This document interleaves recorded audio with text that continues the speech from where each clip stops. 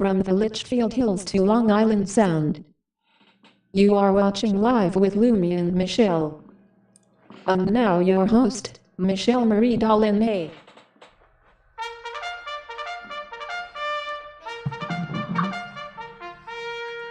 Hi guys, good morning everybody. It is Saturday, and today of course my Xbox controller will be here for the gaming, so we're gonna see if that's gonna work out better for the game. So I thought I would let you know that. Yeah. We're gonna see how that works for us. What it's gonna do is it's gonna let us play American Truck Simulator better with a Xbox controller and two triggers and buttons instead of having to constantly fuss with the keyboard, and should help more steering in directions, I think. I made some changes to my purchases coming up because of expense, but also I wanted to talk about, some ideas and explain them to you guys why I didn't do a show last night. I actually fell asleep, and I was having a really good dream. I was really resting, just chilling out, just finally getting emotional rest that I needed from all the stuff that goes on behind the scenes. And so I took advantage of that time to just chill. And that's what I did. I just chilled out. And so I apologize for those of you who were looking forward to play the game Quiplash and other things. I don't really like playing that game at all. I hate that game with a passion. Because of some of the comments that are said in the game. I know it's supposed to be for fun, but some of the stuff really does kind of rankle my nerves. However, finding games that can be played for free with multiple players is hard to do. And so, I looked for what I can find for games that can be played by multiple players. And one of the games that comes across my mind is, Elder Scrolls Online can be played by multiple players for free. Okay? That's if you're into Elder Scrolls Online. But it does not work across platform. In other words, as far as I understand, it can still work on desktops, it still works on Macs, it still works on laptops, and I'm not sure about it. It can work on some tablets, but I'm not absolutely sure on that. I like to play word games too. I like to play trivia games. So I like games games that are mysteries, where I have to solve a puzzle. Why do you think I do the stuff I do with computers? Because it's a puzzle. A lot of the stuff I do is the kind of thing where, you need to find out what device will work with this or that, and you have to then figure out when you got surplus hardware and you got to figure out how to connect it together. That's kind of a challenge I like. Something where I have to think and sometimes do a little research. So yeah, that's the kind of games I like. I like trivia games. The monster trivia one's okay. It's a little gruesome, but I think I would like to find some more trivia games. So I'll have to look and see what I can find. Now, unfortunately, I wanted to talk to some of you people. I already explained this to Leo in the comments, and I don't know when she's going to be able to join her on her private panel. It's open, Leo. Your private link is up. But what we wanted to talk about is we're down to 1,123 subs. Now, I know that's not exactly a huge loss. It's a loss of 13 people. And the morning shows are still doing great. We're still getting a lot of views in the morning shows. What I want to know is, because so many people, I think, are basically angry because I gave BBE/Yam Ranch to boot. But if you really think about it, him and his predecessors, that were in there when they were on, they're trying to turn me into something called a low cal. And no, that does not mean low calorie dairy products. Okay. It. I'm not like that. Okay. If anything, I am a person that is really a deeply emotional person. I mean, I don't always show it, but I am dedicated to the things that I do. I have pride and passion in what I do. I love my work. I love what I do. When I get a chance to show you new things, experiment with things. And that's what this channel was for, was to show you some of the inner workings of my mind. Leo's coming on now. Let's get around here. Good morning. Morning, Michelle. Yeah. So let me finish what I was saying. And I like to show you things that from a different perspective than a lot of other YouTubers do. I think we all, in our own ways, we all like to show things from our own perspectives, our own viewpoints. So I don't think it's, in that case, I don't think it's really that unique from a lot of other YouTubers. But I don't know. There's not too many registered blind YouTubers on YouTube playing American Truck Simulator, for example. I don't even know if there's a lot of them playing World of Warcraft, Burning Crusade Classic, or Retail. And so that's definitely presents a game from a unique perspective, especially for the sighted world, because they don't know. How do you manage to place a game that's so visual?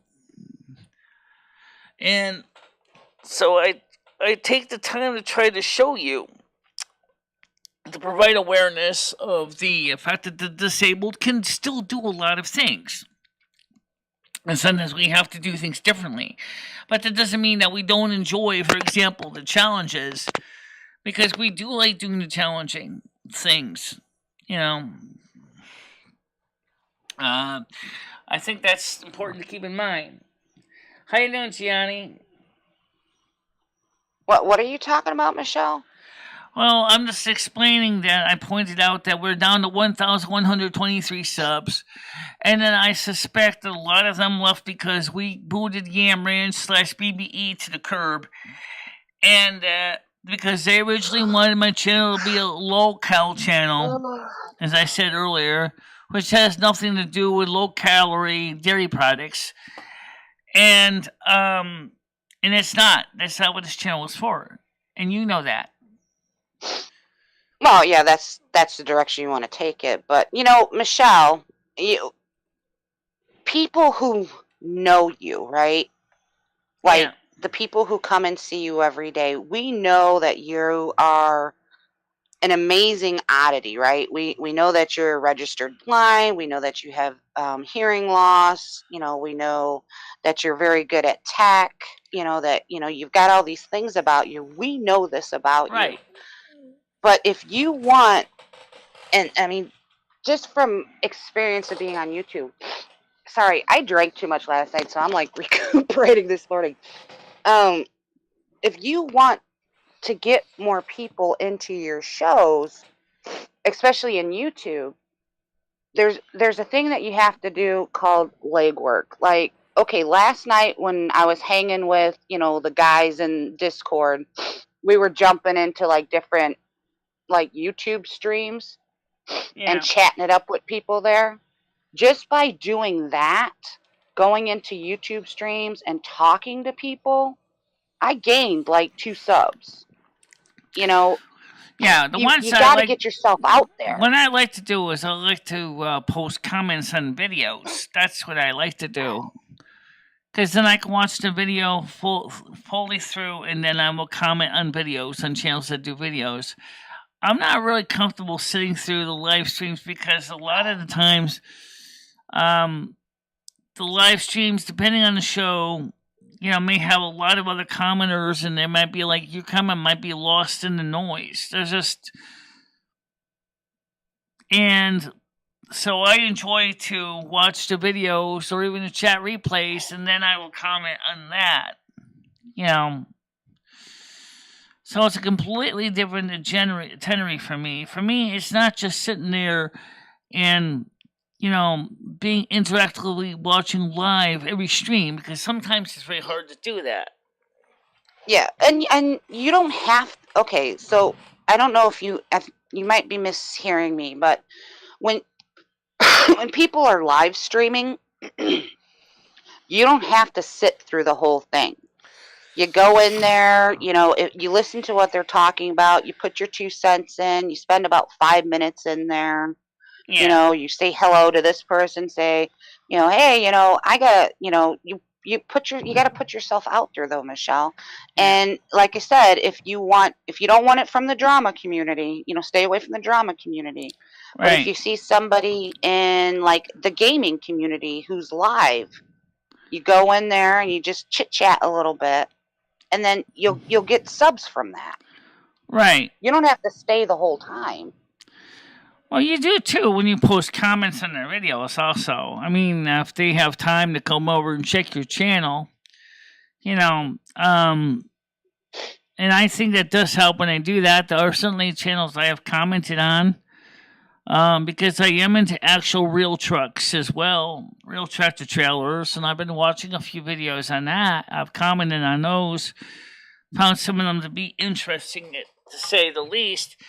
Andrew, I'd love to have you come on a panel. I really would. I'm going to do is let me get your private link up, which is the same as Noodles' link. That way, you don't mind having Noodles on the panel, do you?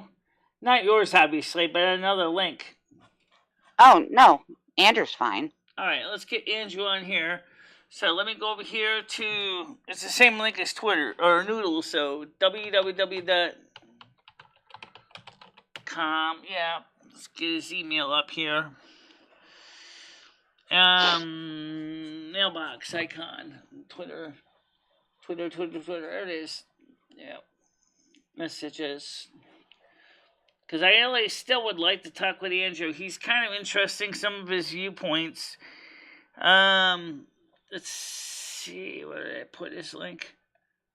Again, Michelle, you know, this I don't want people to think that I'm telling you what to do. If you want somebody up here, that's your choice. You know, if I don't like a person, I could just dip out.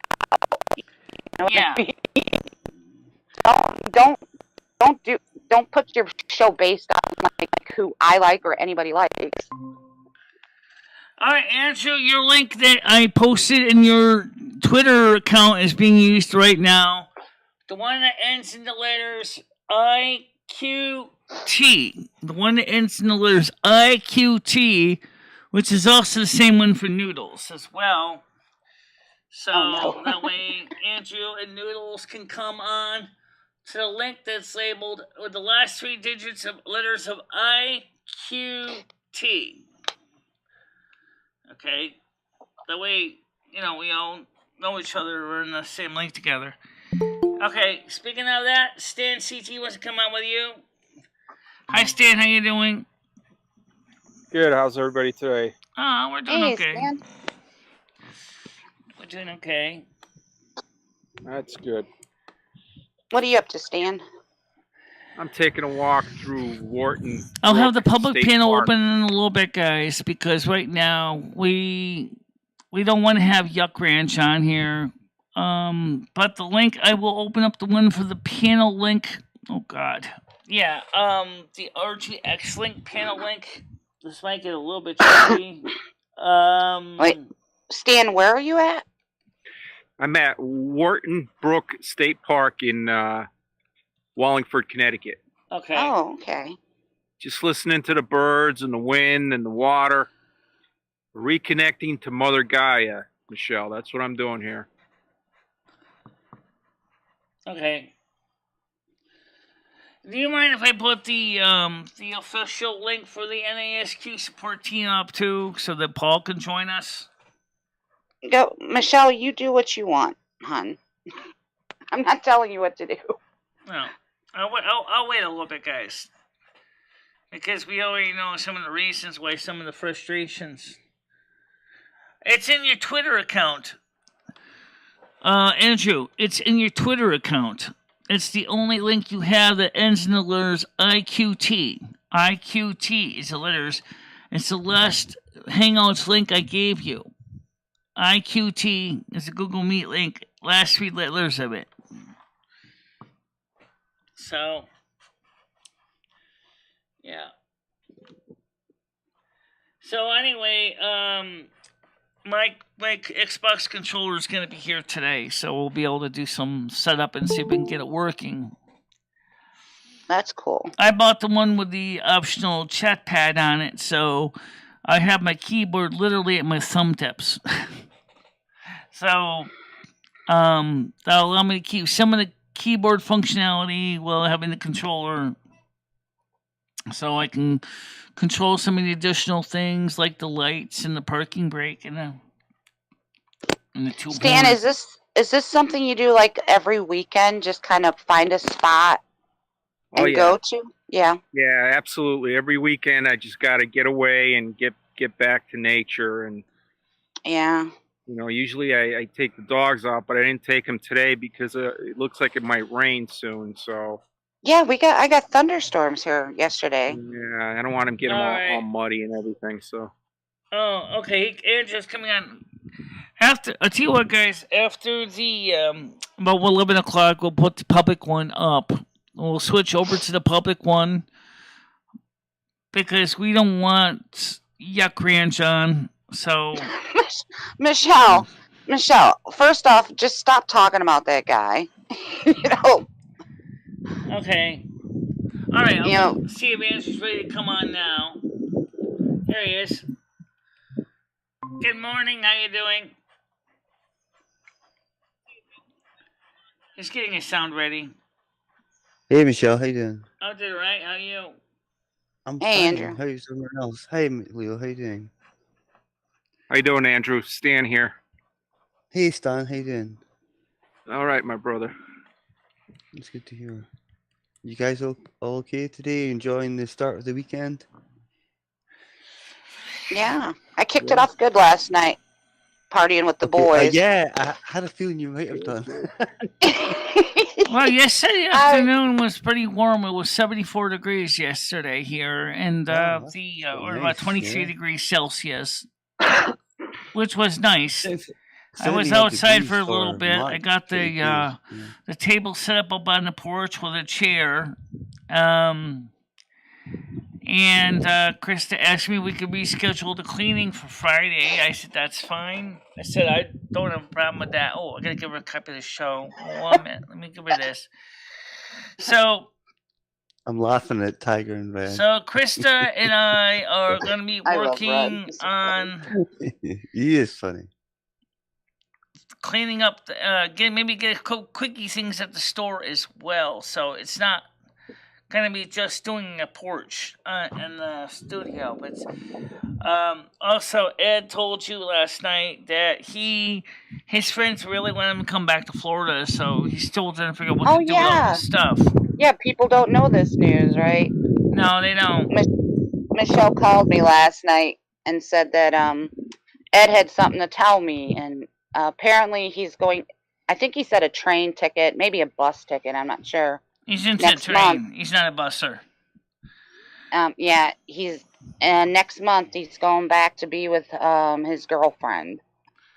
Oh. Because that's good. People down there want him to come back, and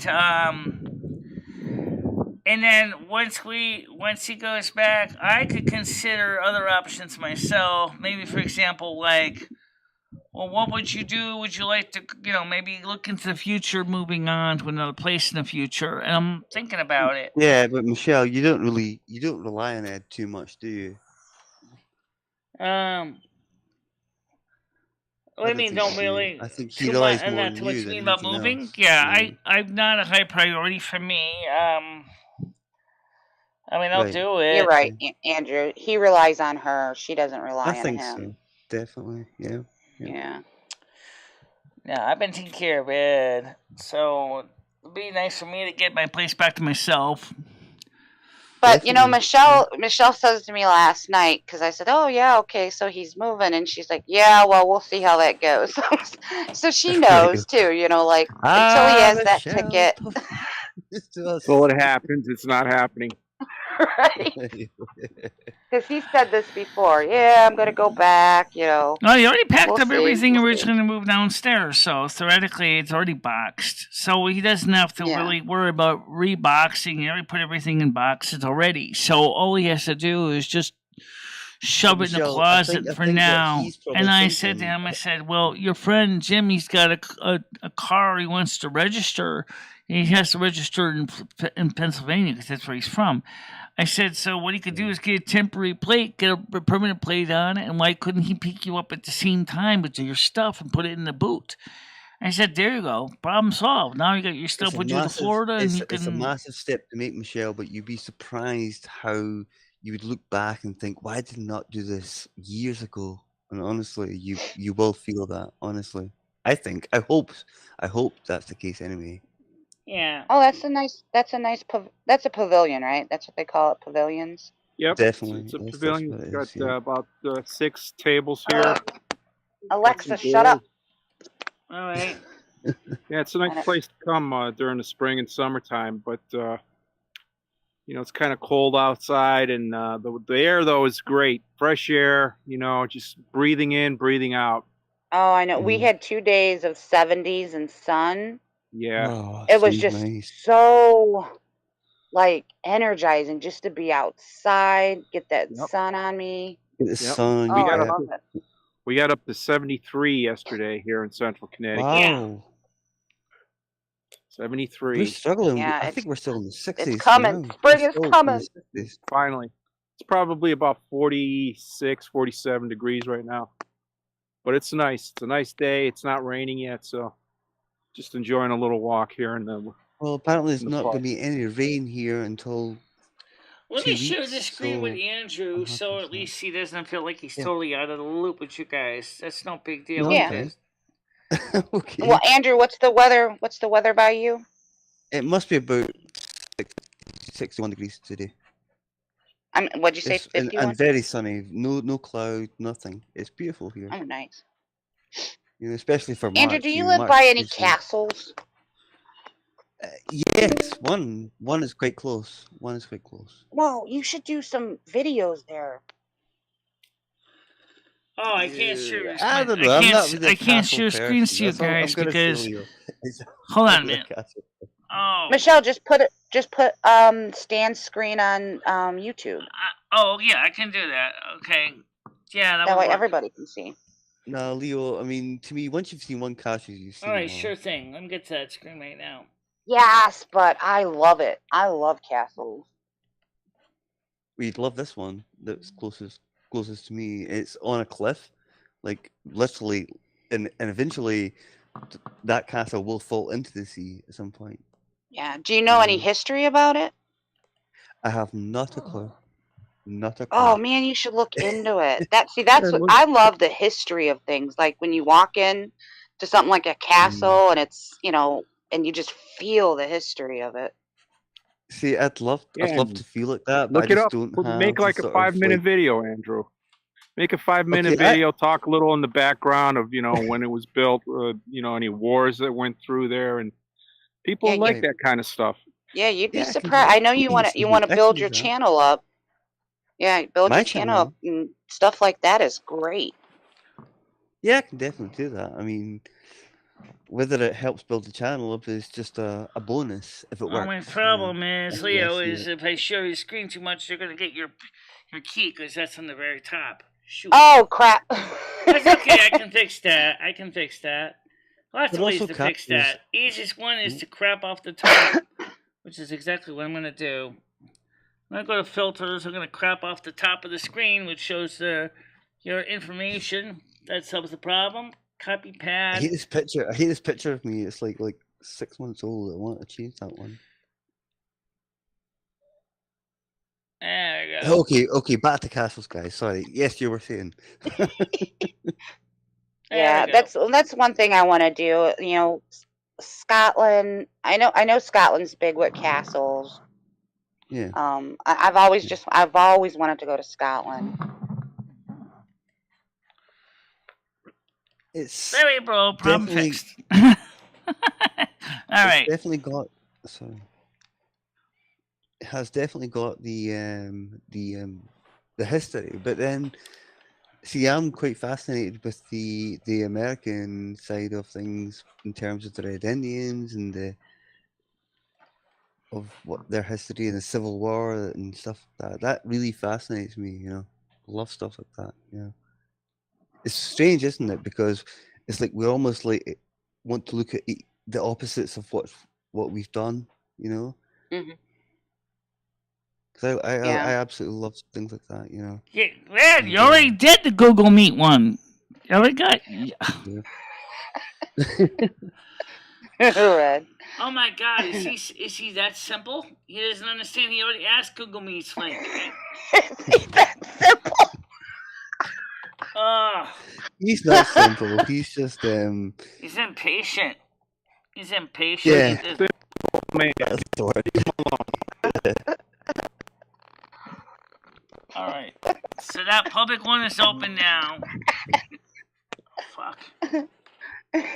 Michelle, what's your language? Get her, Red. She called you simple. Oh my god.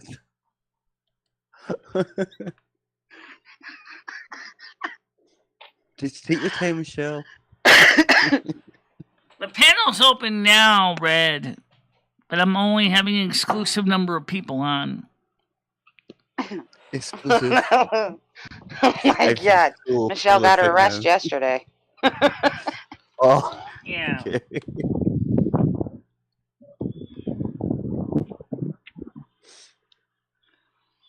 Yeah, that's. Oh my god. He's not happy, Michelle. Well,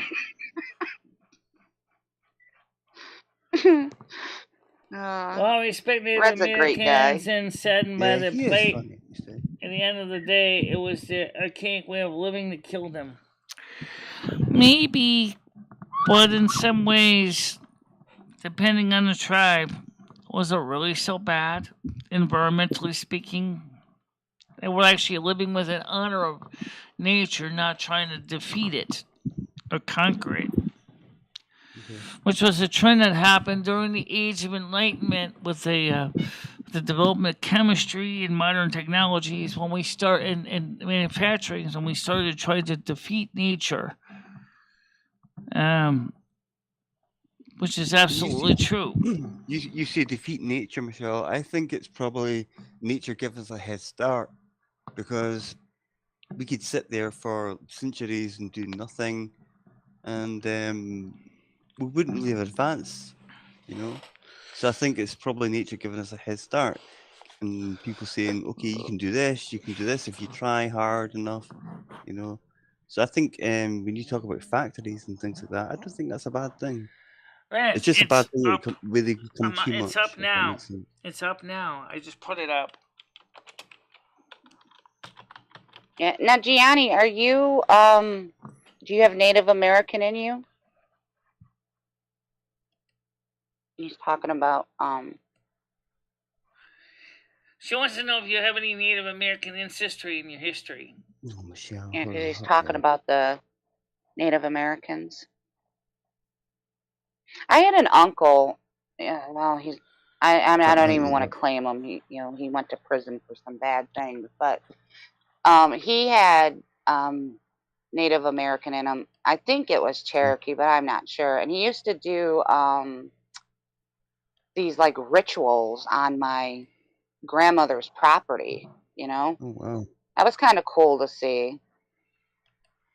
Did they do any What was sweat the- lodges? No, nothing like that. I can't even remember. It was when I was a kid, but they had like these fires, and he wore his like headdress, and he would have his buddies over there. I'm not exactly sure what it was. Yeah, it's probably some seasonal thing that they did, with the different moons and everything. They're just welcoming into whatever the new moon was at the time. Could be, yeah. Yeah. Yeah, it was funny because he was my Uncle Fred that lived on Elm Street. Freddie, why am I not surprised, Leo? Freddy Krueger, and he's in prison now. So there you go. Oh my God! She compounds it even further. I don't know. I don't know who the hell that is. Paul, is that you? Because if that's you, I don't know. There's someone called Schmeck Daddy. It sounds like it could be a Paul, but I'm not sure. I have no clue. Tell him to give you a code on your Twitter or something like that. So Paul, come on us yourself. Yeah, Lee, that must have been pretty cool though. I never had anything like that. It was always just like you're lost, man. You Black Knight bot. Of course, you're not gonna get the link. Duh. Look, did you guys hear me? Yeah, the one thing great about my family is it was so mixed. We had, obviously like the Eastern European, like the Polish, the Russian. We had don't know who you are. Please identify yourself. African-American, Native American, and we have all these different cultures that was just kind of mixed into our family. Yeah, and you got a little bit of each one, which is cool. Yeah, exactly. Yeah. All the mixture of everything that your family. Yeah. As far as I know, that's Paul, but I'm not sure. Can you not hear me, Paul. Yeah, it's Paul. Go ahead, Paul. He's here. Can you not hear me? Hello? Hey, Paul. How you doing? Hey, Paul. Hope you will. Can you guys hear me? Hello? Well, you know what I might do, Leo, I can hear you. is given what Nick Johnson has mentioned on his channel, the best places to live in America, the worst places to live in America, and he said, well, if you want to find out about best places for you, I'll help, find a place for you, email me. I'm going to send him a message, give him my stats, and say, what do you got for a person that really likes to live in a small town environment, maybe even in a place that doesn't have any, indoor plumbing or electricity, someplace that's simple, inexpensive house or cottage. But still you're has talking access about to mass about that transit. one guy. Okay. Yeah, I told her she said that she was going to get in touch with this guy to see where he could find a place for her to live. And I said that would be great content. See what he has to say. See what he can find you. That would be very suitable for Michelle's channel as well. What does that mean? Yeah, Andrew, I think they can hear you. Yeah, I was getting worried there. I was like panicking. It's like. Yes, Andrew, we can hear you. Okay, cool. Thank you. You are modulating 100% modulation. Right. Okay. 100% modulation. Sorry, Leo, you were saying about the... No, actually, 100% modulation on transmit. Actually, you're a little softer than Leo. Leo is basically picking the meter, but we know that she does that. Oh, my gosh. I'm just a loud person. Let me pull the mic away from my mouth. Yeah. My parents are always telling me to shut up. Tiger. Thank you. Shut up, Leo. You talk too much. I can't believe anyone would say that, Leo.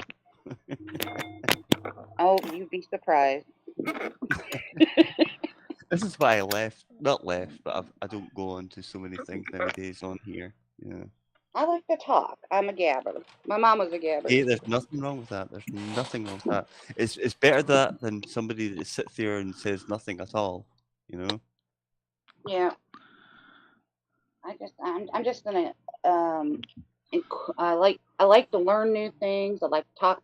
Like last night, I was hanging with some people. Okay, Red. Look at your in-house chat on the side chat, on the sub-side chat, on the sub-side chat. Michelle, why do you have 30 different panels, Michelle? That's what I don't get. Why do you have like 5 different panels going right now? Why don't you just have one private link and then one public link? No, the same reason like Leo has a special link. Kind of similar reason. I don't get that. It's weird. But, the thing is, eventually, because, the problem is Andrew is not on, he could be on the public link if you wanted to. No, it's fine, Michelle. I'm happy with what you've got. He wants to feel That would be like Oliver you got like 3 or 4 panels going right now, Michelle, and you should kind of send a link, like send 2 different links out maybe or something like that. I don't get why there's like 3 or 4 panels going right now. Yeah, I know. I'm just like your telephone company. Everybody has their own phone number. Well, then can I have my own link then, Michelle? So I don't have to sit and wait for the public link because you're scared of Yam Ranch? Can I just have my own link then? Oh, that's one reason. Yeah, the Yam Ranch thing. Can you give me the one for Noodles and Andrew or something? Actually, Noodles and Andrew share the same link, actually. Right. Can you send me that one as well? Oh, thanks, Michelle, very much for that. We do for the gaming stream. We have a link. Michelle, can you send me that one as well? Right now, I think we got enough going on. We got enough. No, I understand. For future, can you just send that one to me for? I can generate you one for later and put it in the Discord for you after the show. I don't want you to generate one for me, Michelle. Just send me. And then I'll also generate one for the gaming stream too, because Michelle, you're not hearing me, Michelle. Just send me the one for Noodles and Andrew. So you're making another panel again. Oh, okay. There's no need to have another panel. Sure, I can That's do what that. I'm saying. Yeah. Sure, absolutely. Send me that one. Let me just go ahead over there and copy that one from him. There you go. Copy. Okay. Then I'll send it to you over here on your Discord.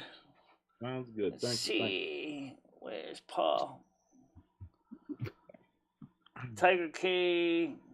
What are you? Let's see. I don't even know. What are you known as on Discord? Because I see. Here, I'll send you a message, Michelle. I'll just send you a message. It'll be easier for you. All right. Because I can just randomly add people. No, it's not a problem. No, you don't need to make another one, Michelle. That's the problem. There's just too many going on right now as is. That's the thing. Yeah. Yeah. All right. So as soon as I get a message, I just copied it. So. Way too many. So anyway, the point is yeah, I mean, I'm just curious. I mean, like, he's saying is, I'll find you. If you want to go any particular place, I'll find it for you. He says, I've traveled the country. I know the worst towns, best towns. I see the one from Paul. Okay. So, that's what he says. You know, it's I know the best cities. I know the worst cities. Well, like, great. Okay. I know the best states. I know the worst states. So, all right. With Andrew and Noodles. Okay, so I just sent him a copy of it. So if I know Paul, he's gonna probably want to switch over to that link. I will next time. I mean, we got this one going. I mean, if you want me to, and you want to close this one, it's up to you, Michelle. But we can just leave it how it's going now.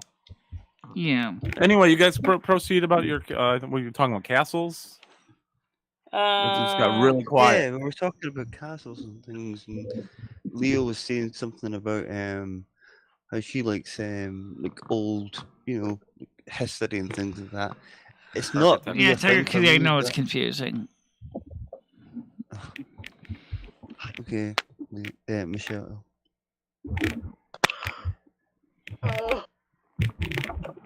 Stan, what'd you have for breakfast this morning? Did you cook it on the trail, or did you pick something at your place? No, I just had a regular breakfast. A couple scrambled eggs, some bacon. Sounds nice, though. Yeah, just a cup of coffee. Usual. Yeah, my bacon's frozen. I gotta pull some out. I've been working on this corned beef, trying to get rid of that. Yeah. I might do a trail breakfast tomorrow morning. So if it's not raining and it's supposed to be colder, I want to go hit that trail where Joe 10 Bears Rock is, and maybe do some film up there at the top of the rock and explain what the rock is and so forth. I did a film before, but I lost it. The battery died, and just. What do you guys think of what do they call that when people go into like abandoned buildings? Well, there's different names for it. If you're doing it in a city, it's called urbex, for urban exploration. Yeah.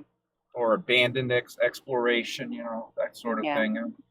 I love when they go. I love when they go into the ones like this was like a drug dealer's house, and Oh yeah, they raided it, and then they go into the story about it. I love those. Yeah. See, Leo, I like the same thing. As one of those type of channels that I watch sometimes. It's called Abandoned, like basically abandoned with but UR instead of AB. Yeah. And it's brilliant. It's the fact that they can go into these, and it's old hospitals and stuff, and they have the old ECT machines, the electroconvulsive therapy, where they used to put the things to your head and electrocute you and stuff like that. Right. And they have all those things, and some of them are still intact, and it's like it is fantastic. And it just amazes me the history in some of these places, and then they're just abandoned. They're just sitting there. Absolutely. Yeah. Absolutely. Yeah. There's a local woman that I follow. Her name's Marlo. She has a channel called Explore with Me, Marlo C. And I think she's out of Massachusetts, but she comes down this way a lot. And she went to New York City and found some old abandoned jail or prison or something. Right. And the physical inmate records were still there, and they were like guys from the mafia that were, the whole records were right there. It was crazy. I'm like, wow, they left all this shit behind. Yeah. It's crazy what you can find. Years ago, it was before I was married, but my ex's parents, they took me on this boat ride. It was like a glass bottom boat, and they took me on. I can't even remember the lake, but we got to go past like Al Capone's summer house. I see you, Red. Oh, that'd be so cool. Wow, that was cool. That was I just love looking at stuff like that. I want to do that with my daughter this summer. She seems to be a little bit more interested in that stuff. I want to do some urban exploring, but it's got to be a safety thing too, especially with taking my kids. Of course it does. Yeah, you got to be careful with some of those places. The floors are rotted, and the sort of thing. The stairs. Yeah, I think it would be more of a let's look on the outside kind of thing. I wouldn't. And the thing is, there's so much health and safety nowadays. They probably wouldn't necessarily let you into certain places like that. Actually, I have a related question about what you say when floors are rotted. I mean, in some buildings, if there's not been any water or moisture getting in, as far as there's no termites or carpenter ants. How can floors get rotted? The answer, Michelle, is there is a lot of water getting into these places. Generally, the roofs break down, and then it comes from the top down. So most of the buildings I have explored, the roofs go, the birds come in, and the rain comes in, and the snow, and it just breaks down from there. Right. Yeah. I'm gonna go get my mail, guys. I'll be right out. All right. You don't need Michelle to get it? Yeah, Michelle, go get my mail, please. Ignore Michelle. I mean, there's a lot of things I'm interested in. Like I said, I'm not. We're talking about places I would like to live. I'd like to live in the real world version, of a rural community. Simple life. No utility bill. No. Oh God, we all would like that, Michelle. No bills. I'd love that. Which means you got to find an old hovel somewhere, or a house that's at least physically, structurally sound. That's So do you have an idea of how your house would look if it was in your mind? Yeah. Do you have an image? Okay. I do. I have an idea of what it would look like now. It basically would be a very small cottage, not very big at all. Mm-hmm. Maybe like a 2-room, maybe a 3-room. Where you have a little kitchen, with a little wood cook stove and an ice box. And kitchen table with a kerosene lamp hanging over the table, and then of course the main living room would have obviously my computer. Now you're gonna say, wait a minute, if you don't have mains taking apart your computer, solar, get a good array of solar panels, put them outside. So that they can charge up a battery bank, because they're only going to be using electricity pretty much for the computer. As long as I can get access to T-Mobile, then I'd be all set. You know, I don't even need to have Frontier come in and drop a wire in my house. Just basically just as long as I have access to T-Mobile, I can still stream, I can still do broadcast, I can still charge my laptop or my phone. Right. And that's really all I need. And of course, I don't necessarily need indoor plumbing because, first of all, I think it's a lot less environmentally destructive not to have to worry about indoor plumbing constantly. On the worry about toilets clogging, using a gallon and a half of water every time you flush. I'm sure in the wintertime you'll have a different opinion when it's 0 You would have a wood stove for outside. heating, obviously. So you have outside though, Michelle. Outside when you have to go to the bathroom and in the middle of the night and take a piss or well, you know what you ever study, Paul? If you ever study the Victorian era, or if you ever study the way people lived before indoor plumbing, you would realize that they had solutions for this. This is not a new problem. For example, in Alaska, it is not uncommon, for example, to have a simple composting pot in the, in like a water closet, area where you just do your business. And then you take it out. Though. You don't want that in your house, Michelle. You're just basically making open air jankum at that point. You're gonna have a shit pot sitting in your closet in your house. I mean, come on.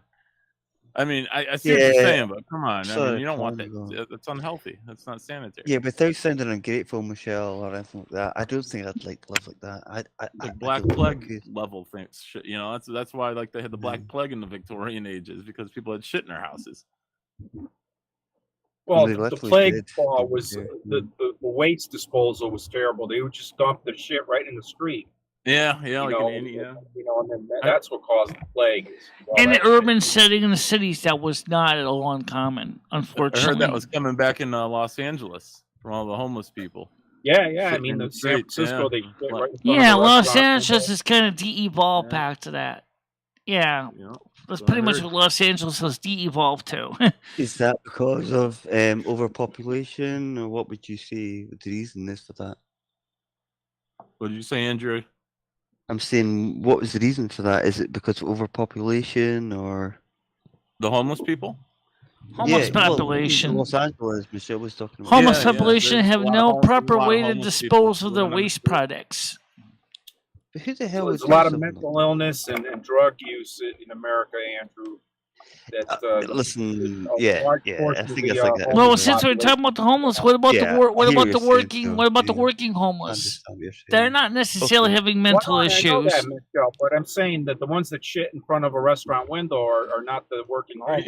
Yeah. They're not. They're the ones. They would go to McDonald's and take a shit. That's a place I'll be avoiding in the near future. Well, what about the working homeless guys? Well, they go to McDonald's and take a shit, Michelle. They don't shit in front of a window. They'll go in the building. Crawl on the street and take a dump. Why did you mess images into my head? I just had something. You don't want to know. You don't want to know. Nobody wants to know. The working homeless are fine for the most part. They're just people down on their luck, and they'll pick themselves up and carry on. Right.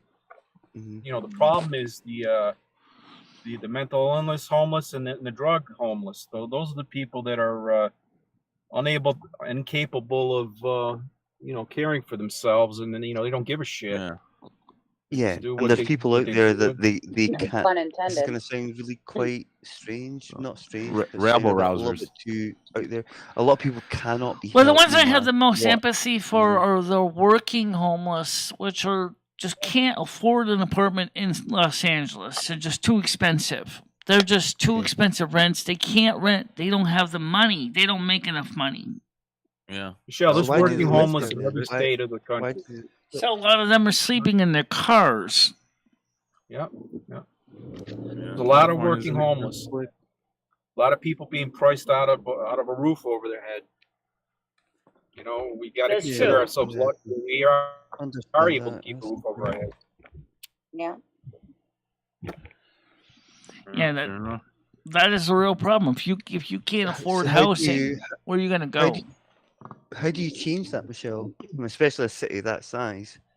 How do you change something like that? No, I think Michelle. I think she likes the ambiance of like the older times. So she's kind of like putting like, yeah, no indoor plumbing, blah blah blah. But I mean, if you really sat back and thought about it, Michelle, it would be a big hassle to live like that. Far too much. Especially with all your, disabilities. You wouldn't need to add that to your list of things to do. Yeah, I Michelle. think, and you would be just great in a nice little apartment, in a small town, like what you got now, just something updated. Make it a small cottage in a small town with at least access to mass transit. Then you got something. Because I don't want to rent any more apartments. You'll be fine, Michelle. Yeah, and I get you don't want to rent, Michelle, but with the money you make, I mean, again, you're looking at so much more expense. I mean, it's even for a small cottage. I mean, you're responsible for everything. Like if something happens to your roof, exactly, and you don't got a couple $1,000 in the bank, plumbing goes down or something like that. Yeah, you got to pay for it, Yeah, I mean, just definitely. for people like you and me, Michelle. I mean, we don't get a lot of money. Well, Michelle could rent a small cottage too. She doesn't have to buy one.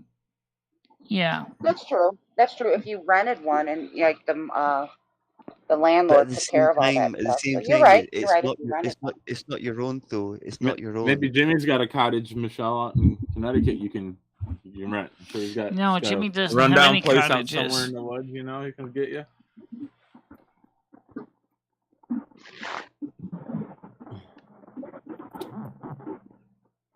I think YouTube can be a job for a lot of people. Obviously, not most of us, but I guess you got to sometimes keep dreaming and hoping as well. So there's nothing wrong with having dreams. There's nothing wrong with that. Yeah, but this is a debate between Red and Michelle about. She thinks YouTube's a job. For most of us, Red doesn't think YouTube's a job. Well, there's actually a homeless person who does YouTube as a job. So you can still do YouTube even if you're homeless. You just have to find a way to keep your cell phone and pay your bill charged. That's all. Well, of course, yeah, definitely. That's true. Did any of you guys ever watch Zane Green on YouTube? No, I don't think so. Zane Green was a guy out of Texas that had some drug issues, and he had a wife that had cancer, and he kind of he went nuts a little bit. He went to Slab City, had some psychedelic experiences. Then he went up to Alaska, and he had this YouTube channel, Zane Green, and it was really interesting how he's going through all this stuff. And I think his wife passed away. And he's back with his kids now or something, and he's working, so he's kind of laying low off the YouTube. But if you ever check out Zane, check out some of his old videos. Really interesting stuff that he put together. Okay. See, that's interesting because I think, as I said earlier on, you need to have like for me, YouTube is kind of like working for Avon or selling Mary Kay. It's kind of the same kind of thing. It's a side hustle. It's not. Never worked for Avon, Michelle. They are terrible. Have you worked for Avon before, Andrew? I haven't personally. No, I haven't. I know a few people.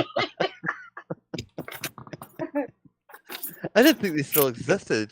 I'm going back like 15 years or something. I remember people saying, well, especially females, say to me stuff like, "You guys want to urban explore with me today?" I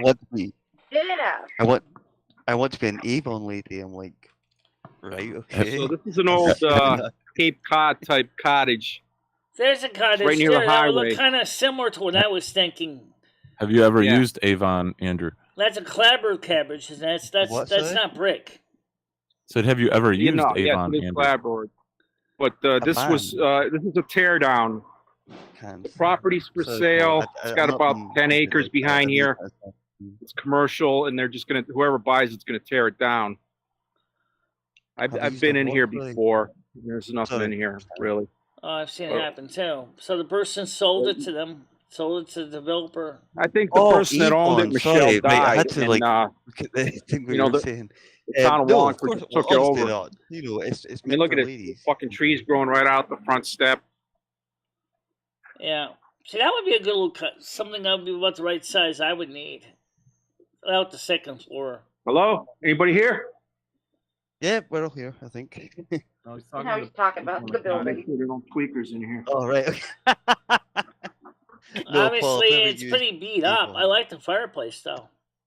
Call me old Yeah, fashioned. so, I mean, this roof is not too bad. It's got hardwood floors. Yeah. Looks like somebody was trying to do something here with some work with it. Yeah, it does. There's a basement down there. I'm not going down there, man. That's the GIMP basement. Yeah. Fuck that shit. Believe it or not, they do. If you look at the IRS code, if you work for any kind of a side hustle, like selling Mary Kay and stuff, yes, it's considered a job according to the Internal Revenue Service because it's gainful employment. That would not be a bad place if it was. I mean, it's nice and open. I like the layout of that place. I like that. I think it looks nice. That's kind of what I'm looking at. Without the outlets. Yes, Don't you open have to that. get Don't Without open the that. refrigerator. Yeah, well, you don't have to stay there if you do. Yeah, see if it stinks in there. Open her up. I mean, if I was to buy a place like that, maybe if I was put any electric in, I probably would wire it to British standard instead of American standard. Well, there you go, Michelle. It's in Connecticut. This I'm not is the sure perfect where man it cave stands for at. Ed right here. This room. I can Not see sure how where that stands could be at, Michelle. quite- How far that is from quite you, but close there's a to cottage but- right there for you, Michelle. You just gotta fix it up. That place looks like that was built probably in the late 19th century. I'd say probably around the turn of the century. Yeah. Like I said, the late 19th, maybe early 20th century. Yeah, that's like in the middle of nowhere. There's no. Where's Yeah, the it looks like closest miles house from to that? anywhere. Yeah. Well, this is Route 68, Leo, in Wallingford. Mhm. There's big hotels. You know, there's a Hilton or something up back there. Oh, okay. And there's some industrial park type offices across the street. So this is really a commercial area. It's right near I-91. Yeah. It's right off the exit, actually. Well, I like the area. I mean, I like the open field. Right near the highway. If somebody were to buy this and tear it down, maybe put in a 24-hour diner or something, you might be able to make some bucks here. I was gonna say you need to have something like commercial, at least semi close by, you know, to sort of like help you out as well. You know, you couldn't be stuck there yourself because how would you get access to food and and things like that? As long as you have a couple of acres and the zoning allows that you can have a horse and carriage, so that would mean I'd still be able to get to town. Which is something to consider because I can't. So you got a drive highway right next to you. Just go to the highway and put your thumb out. That's how you get The to highway's town. right next to you, Michelle. Oh God. That's too dangerous for women to do. Don't do that. No, you'll be fine. So that's a little urban exploration, guys. Nice. Thank you for that.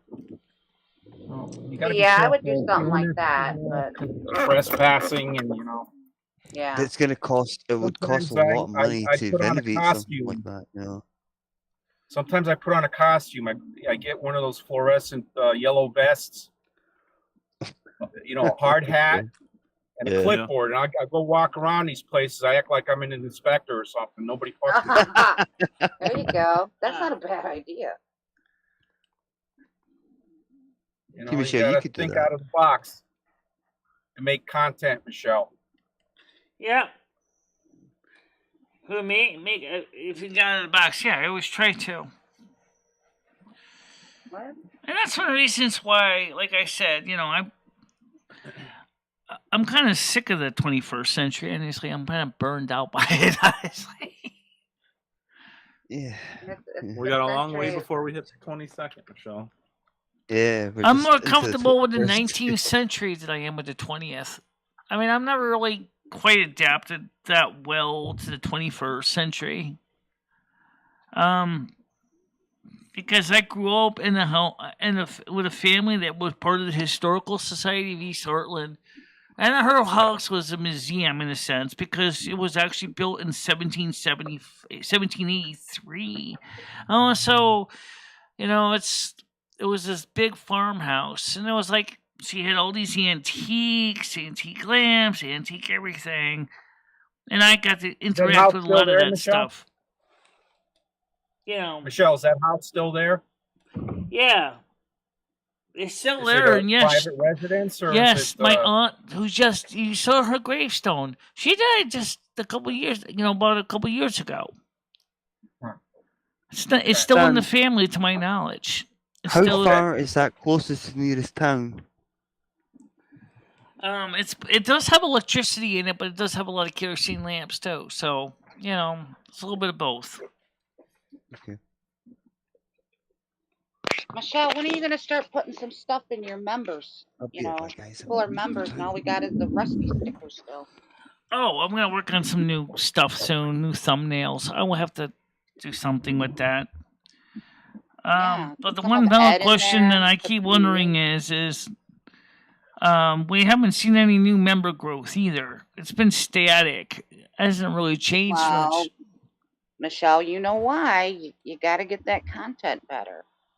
Yeah. You got to get people who they want to come and, be a member. You got to give them a reason.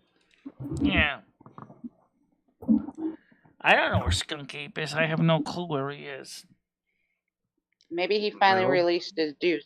Right. I hope he's having active bowel movements. Was he or backed maybe he's up, in the hospital from not I guess he was for a couple days. Yeah, he's backed up. He's probably had a backed lift up off like the U.S. Postal Service.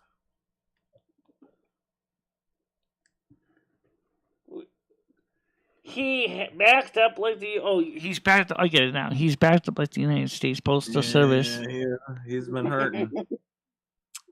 He's been hurting. Well, given the way he likes to talk about waste, he must enjoy coloscopies. You might watch videos on it. Anybody watch pimple popper videos? Oh, I used to, and then I got. No, I wouldn't watch those. That's pretty Only disgusting.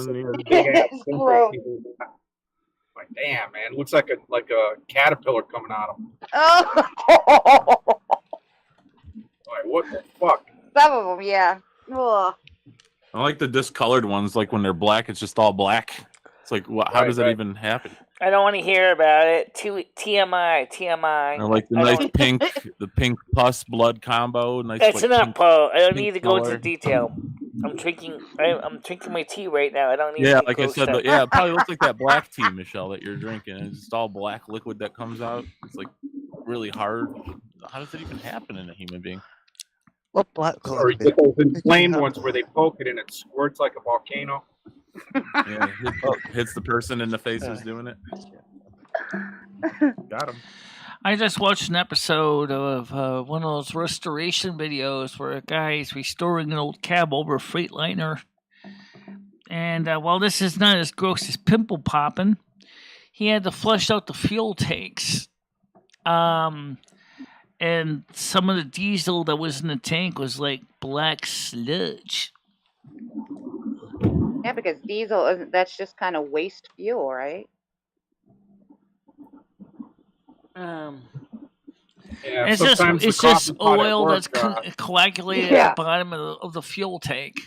Diesel that's coagulated. Yeah, the coffee pot at work on Monday morning sometimes is like that. It's all fucking caked on and shit. That's good coffee, that sludge. That's the good stuff. That'll get you going. Yeah, for sure. Yeah, that'll put some blood in your pump. And, peel off a piece with a pocket knife and chew on it. Yeah. Like it's tobacco. Yeah. Oh. That would be not good.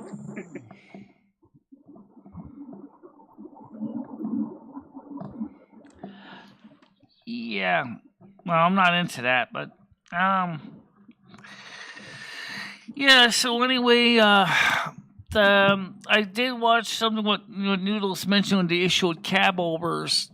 the fact is where the shifter is. He's right about one thing. The shifter is connects to the engine underneath the thing. So when you flip the cab up, the shifter really doesn't disengage. It kind of stays attached. The problem is like it has to be so far forward because of the transmission.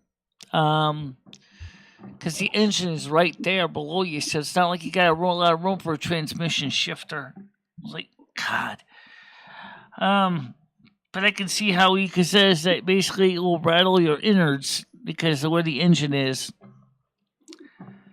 Never mind the fact that the engine one actually makes a lot of heat, too.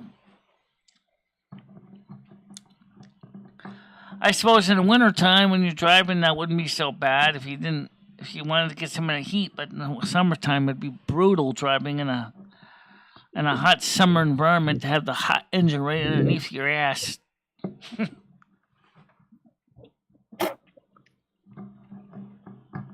Michelle, have you ever ridden in a semi? No, I haven't. I've ridden in big trucks, but not semis. I want to show you guys one of these old houses here. What's that? Oh, okay. That one there across the street. Yeah, I see it. Yeah, that one was built in 1761. And it was the birthplace. It's probably kind of similar to my aunt's house. Yeah, 1761, birthplace of Moses Austin, father of Stephen Austin, who founded Austin, Texas. Okay. So it's got some history there. All right, someone's coming on another panel. Which one is that one? Oh my God. Is it this one? Yes. Red Foreman's on this panel now. All right. So I just moved over to this panel. So now, I suppose he's done with EJT over there. No, he's on EJ2 also. Make up your mind, Brad. Which panel are you going to be on?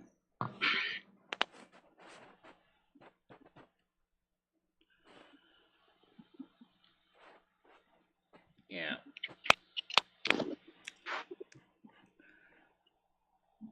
All right. So, Paul, you're by yourself right now. That's all right.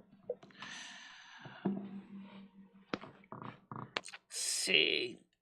Well,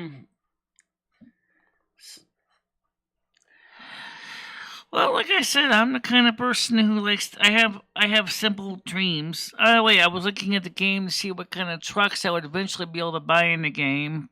And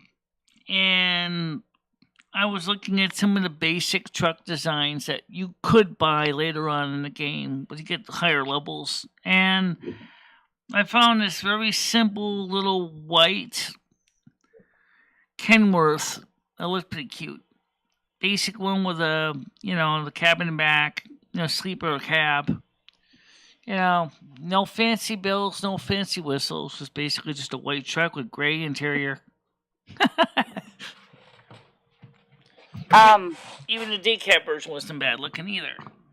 Shoot. Oh, Michelle, you didn't pull your Oracle card. Oh, yeah, I didn't. No, I didn't. Either. All right, so let's get one of the cards out for today. I gotta get me some Oracle I didn't pull an Oracle card yesterday. No, you didn't want to do one yesterday either. So I'll do two of them.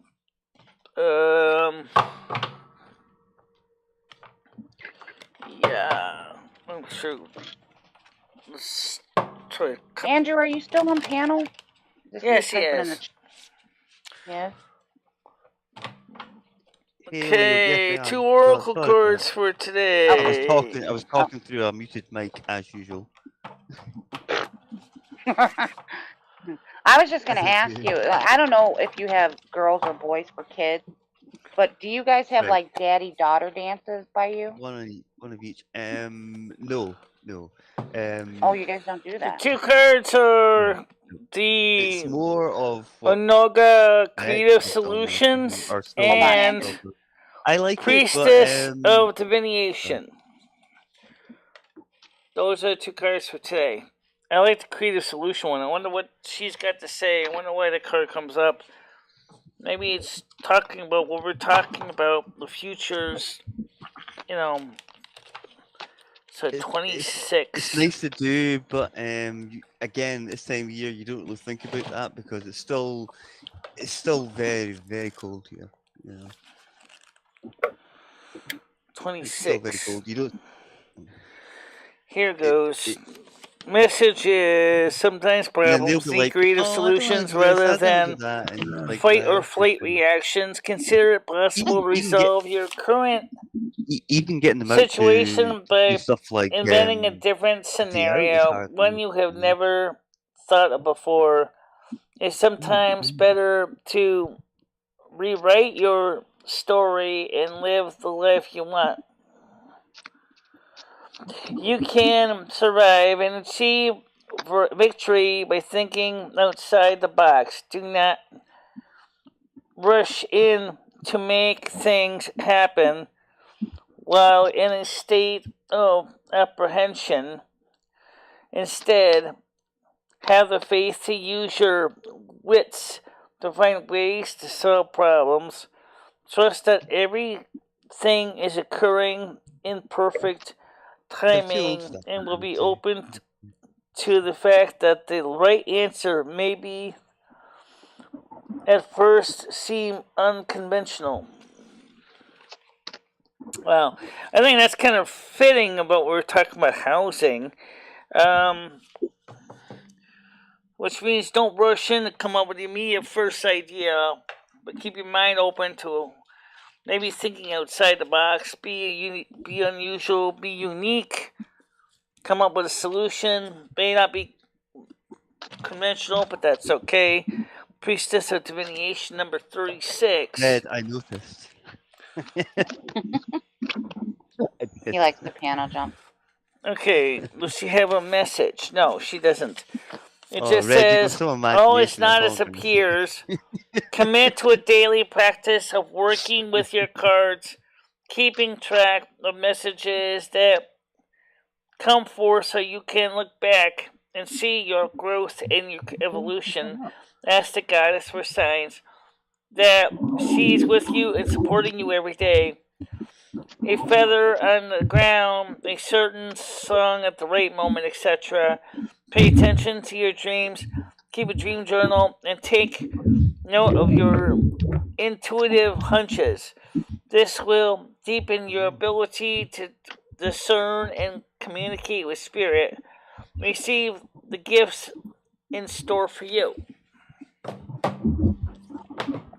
Shall you ever keep a dream journal before? I don't keep a dream journal, but I certainly do memorize when I can the dreams and put my dreams in long-term memory so I can go back to them.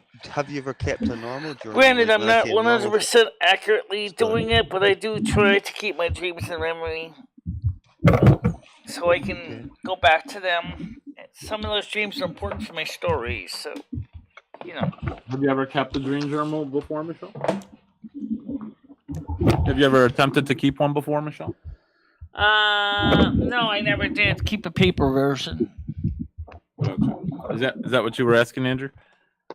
Yeah, I was wondering if it was just like a journal in general, like right when you wake up, I guess, Andrew, while your dream is really vivid, or while your dream's really like in your. No, I don't record those. I don't write them down. Yeah, like who wants to do that though, right? No, yeah, I do that. Well, I write my dreams down. Most of them don't leave your mind. I started writing mine down too. Anyway. Most of them I forget. No, I mean like a day-to-day journal. You've been lots of journals lately. The last one is one that's publicly right up there in the panel, Red. Come on, you can't miss it. It's the pinned one. Like if you go Red, out what and you do something happens to you. Say, for example, I don't know, it could be anything, and just mark it down. And it's sometimes nice to go back and think, all right, okay, it wasn't so dull after all. You can laugh about it, and you can. But then again, do you want anyone to see it? Probably not. Probably not.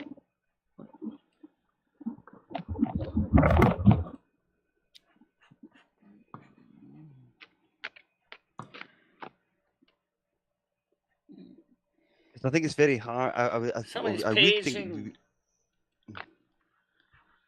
What's that, Michelle? I think somebody's trying to page that. Oh, I think it's not Red's on the other panel there. Yeah, Red is trying to.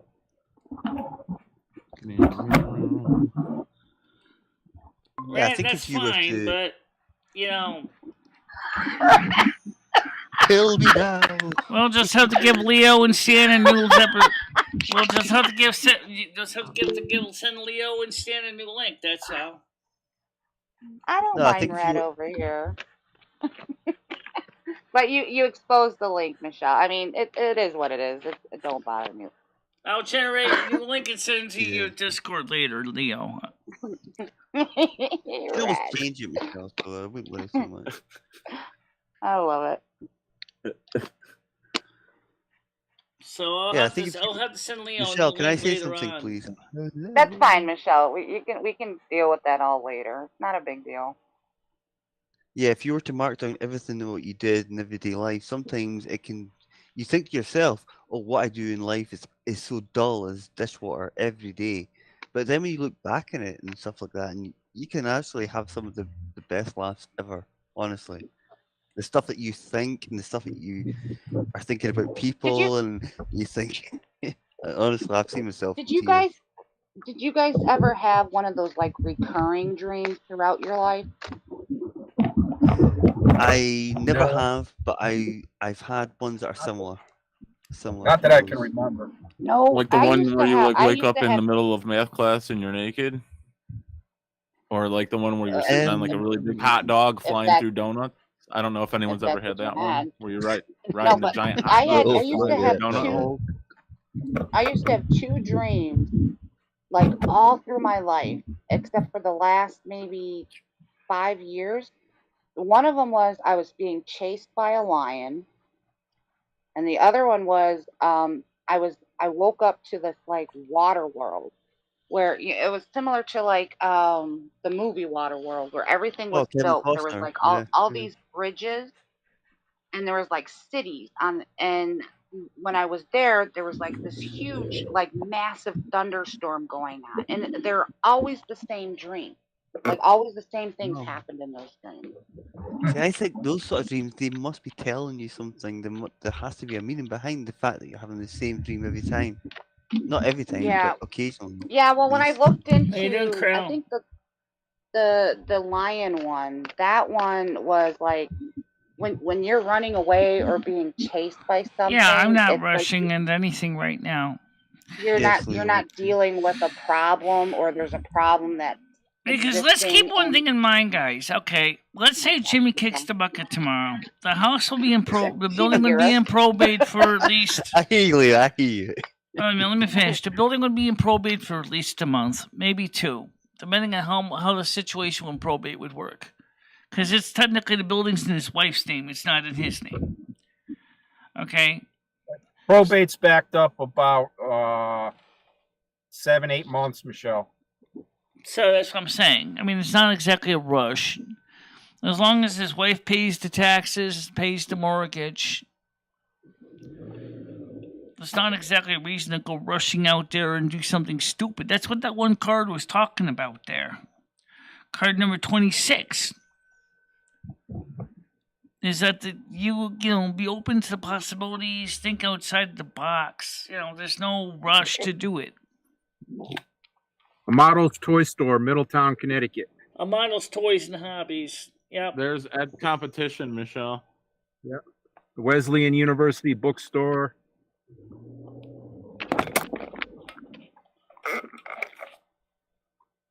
Yeah.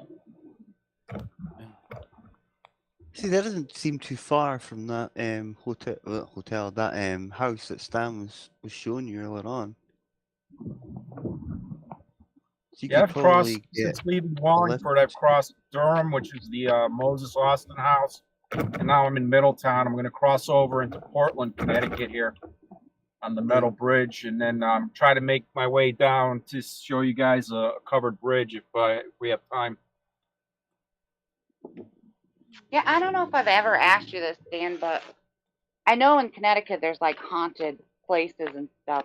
But are there any like I think I've asked Michelle this before. Are there any like legends of like I don't know if you know who Omar Gosh is, but he'll go to like bridge, and it's called Crybaby Bridge, and then it has like, oh, a woman, she lost her baby and she haunts that bridge now. You guys Yeah. have anything like that around you or no? Yeah, there's a lot of stories like that, Leo. In fact, this bridge I'm going to drive on is apparently haunted from people jumping off and committing suicide, jumping into the Connecticut River. About maybe 4 or 5 years ago, there was a young kid in his 20s who had 2 little children, and he was despondent. He took the 2 little toddlers, jumped off, and he survived. The children didn't. So those children have been spotted here by people at night driving by. They see faces of the children. We're watching Stan drive through Connecticut right now. I call it Stan Cam. So this is the Aragoni Bridge. I'm leaving Middletown, going into Portland, Connecticut, over the Connecticut River. How deep is the river, or is it just a treacherous river? It's pretty deep, Leo. It's, up this way, it's maybe 20, 30 feet deep. Closer to the ocean, it's deeper. River, that's pretty deep. Oh wow, yeah, that's a pretty big bridge. So I mean, the side rails, they increased them. They weren't this high. After the kid jumped off with the children, they raised them up to like 4 feet, so other people wouldn't jump off and kill themselves. Yeah. Have they had any incidences since they did that, or no? No, not that I'm Shit, aware if I was driving on a good. bridge like that in American Truck Simulator, I would have smashed into those walls lots of times. Seriously. Let's just be thankful it's just a simulator and not in real life. Listen, I'm not going to complain right because turn down here to go get to the oil tanks, like a U-turn, a tight U-turn with a truck. There's oil tanks down there by the water. Yeah, the Michelle, ones that are on the base of the cab. Yeah. You were talking about playing that simulator game. I bought the game Bus Simulator for the PS5 or PS4 or whatever. Guys, this property is haunted. This is an old Elmcrest Insane Asylum property. Oh no! Oh, that would be cool to explore. Yeah, yes. fence around. Andrew, you bought a bus simulator game? I did. That's what I said I am. Bus simulator game, huh? And it took me like half an hour to get the bus I started. wonder if Steam has a game that basically is medieval life simulator. I wonder if there's a game like that for medieval life simulator where you can actually Can you drive the short bus? You play it, Michelle. It's called World of Warcraft. Actually, he's got point, Michelle. Well, Warcraft is kind of abbreviated medieval life, basically. Because first of all, you still don't do the actual cooking, you still don't do the actual cleaning, you still don't actually take care of the house. What house? Yeah. Your main players don't have houses. You guys are basically just traveling soldiers or warriors and mercenaries and priests. You don't even have a house. Elder Scrolls Online does, though, but I haven't played that one much lately. Yeah, I remember you saying that you're not a fan of that one compared to, say, Warcraft. Yeah, I played Elder Scrolls Online a few times on my channel, but frankly, I like it's kind of boring playing by yourself because it's. I think it's Michelle. I don't know if you ever played Oblivion or Skyrim. I think that's what spurred a lot of people on to play things like Elder Scrolls Online. For me, that's what it did, and I was disappointed myself because I wanted to see the same thing. I wanted to see Skyrim Online, but it's not. It's not like that. It really isn't like that. Yeah.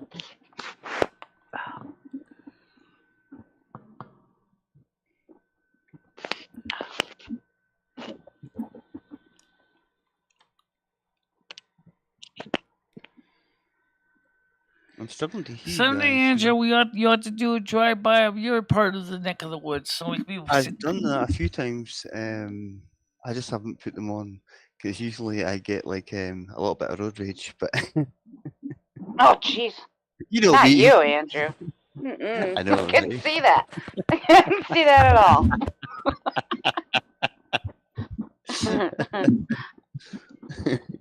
Put me in a train or a bus and I'm okay.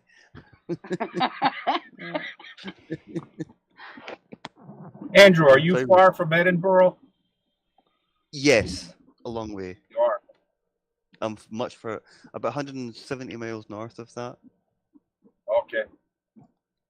I'm closer to Norway than I am any of those places. Oh, Noodles. Yeah, Noodles is a really good artist. Did you know that about Noodles, Michelle? I have What's seen that? some of his paintings. No, I did not know he was an artist. No, yeah, Oh, he's done some great stuff. It's funny. Yeah, I was really impressed by some of the stuff that he was showing. Yeah, Noodles is pretty decent at drawing, if that is really his drawings, of course. He's a multi-talented guy. He can play guitar, he can sing, he's a comedian, he can, draw. Well, the entire case He's she a gun didn't say enthusiast. anything. She never says anything. Where's Bill? Is Bill here? Yeah, Bill's there. Oh, there he is. Bill! He's gonna do right. Oh, God. Noodles, you just asked for it.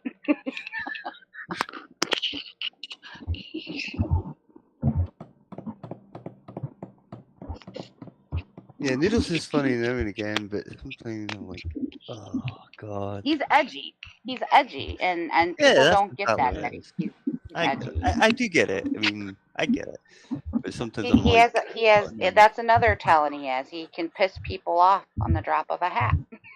Right? That's very true.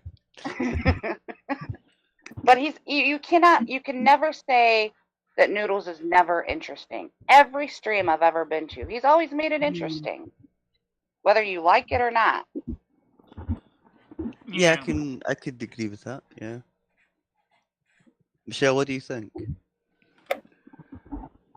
Well, I never actually watched too many of Noodle's streams as of late. I think after, given all the stuff that's going on the local level here, by the time I'm done with this show, then I got just a few hours to do things for myself, and then it gets up about 3, 4, 5 o'clock, and then it's like I don't really have time. Get a cup of tea and chill out to once you've had your dinner, just like a cup of tea and just chill out to one of Noodle's streams or a couple. See how you think. Yeah. Well, like with every job, Michelle, there's like homework or job work or whatever you got to do, and you think YouTube, you feel YouTube is your job. So I try to review new things, new content. Going to other people's streams, watching their videos, that's kind of like work, that's commenting on the videos, talking to the try to reach out to the creator and say, hey, I like your show, I like the video, and then usually I have questions about a topic that's related to what you're talking about. Yeah, and I know Noodles does a lot of drama, but he does have some good streams or even videos he puts up that you would enjoy, like his art when he talks about like his survival stuff, he doesn't make it boring. That's what I like about Noodles. It's never boring when you watch his stuff. I was watching a thing this morning about no, it was a previous video he did. He must have done it the day before or the night before. He was washing his dog with colorless shampoo or something like that. And I also thought I thought it was very funny. I did think it was very funny. It's just the way he was talking about it. He's a funny guy. He's a funny guy. I will admit to that. I did find that. Right now, I'm going to copy Nick Johnson's email because that way I can contact him in a little bit. And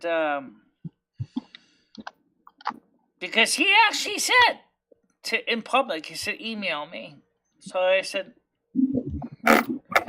he must be getting tons and tons and tons of emails a day from people. Nick Johnson is who? The guy that finds a place to live? Yeah. Oh, okay. I'd be interested. It'd be interesting to see what he could find for you, Michelle. Right. I don't know if he does it for free or if he charges money or what the story is, but if he does it for basic for free. I mean, basic information. Well, he might be like a mortgage broker, or he might even be like a realtor. He does real estate, they'll do the too. legwork. He does real estate also. Okay, well, he'll do the legwork of finding you the stuff probably for free, and then he makes his money off of like sales and stuff like that. Yeah.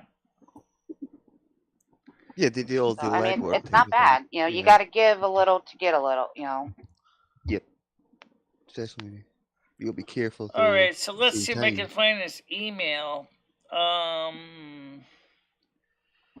Patreon page, songs. He does music.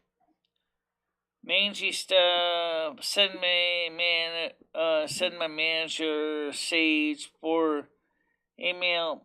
What's this one here? Send my manager Sage an email. Let's see a message to his manager. I don't see his direct email. I think he's a musician. I don't think he's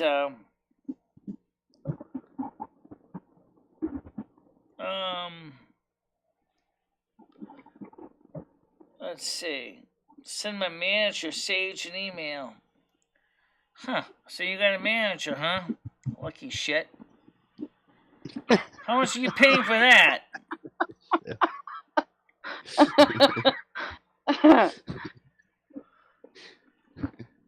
Let's see. I like this Michelle. She's sassy this morning.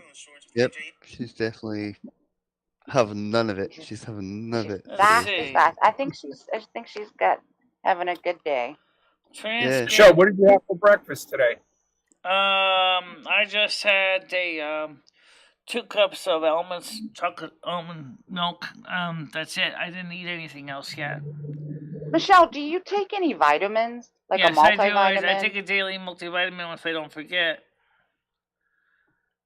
Oh, so you don't take any calcium or anything like that either? You should probably take vitamin D3 regular over the counter because that's what my doctor said to take, so I'm taking that. Okay. Here's a question for those people that take multivitamins.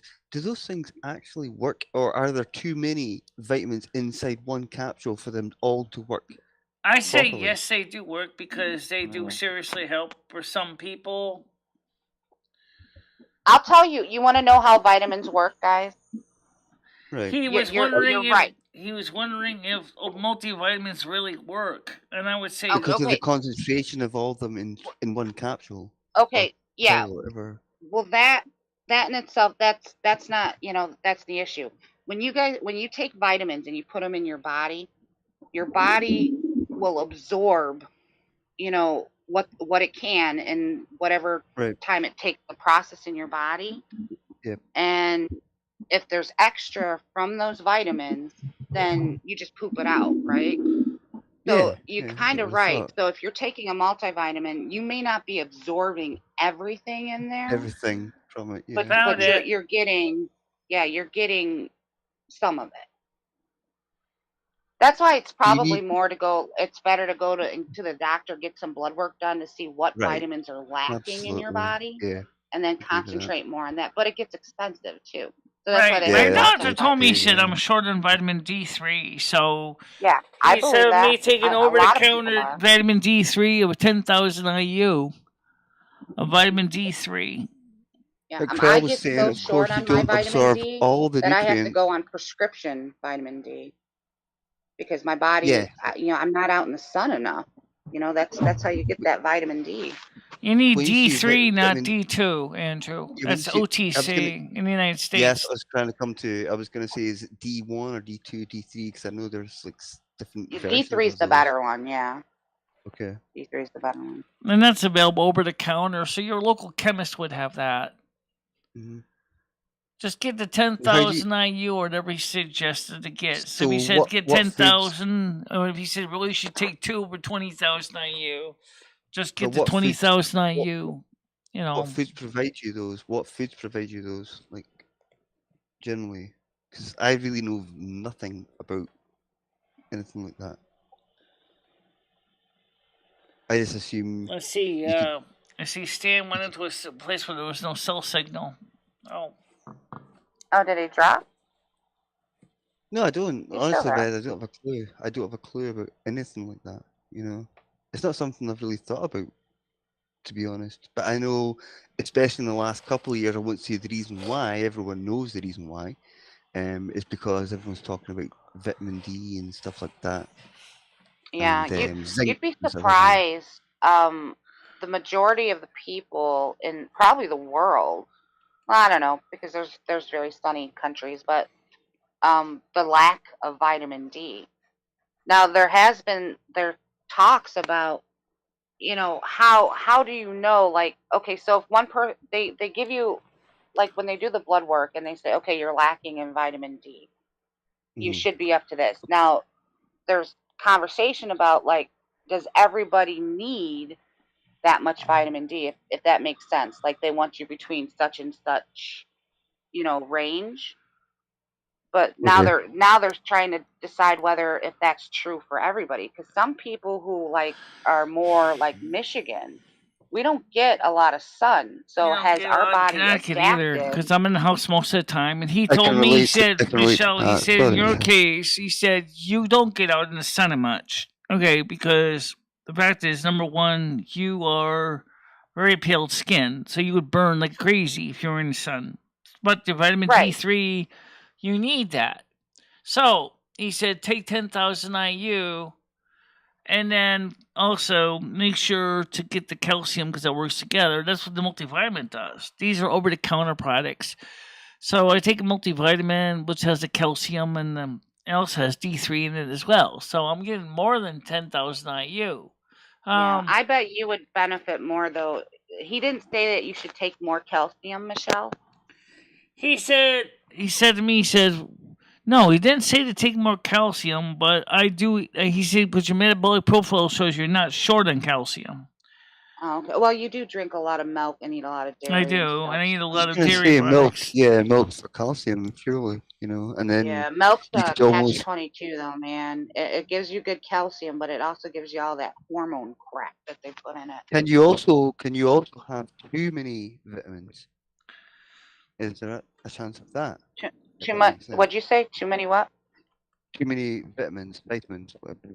Oh, vitamin. Yeah, you can Yeah, actually poison yourself if, like, vitamin E is a big one. Mhm. If you put too much vitamin E in your body, you poison yourself. What does vitamin Right, E for? Is that stand for vitamin everything? I don't know No, if it means E that. focuses on, like, eyes, skin. Like, if you get a wound, Right. it helps with regenerating, like, the cells and everything like that. Oh God, I needed that a few weeks ago, Leo.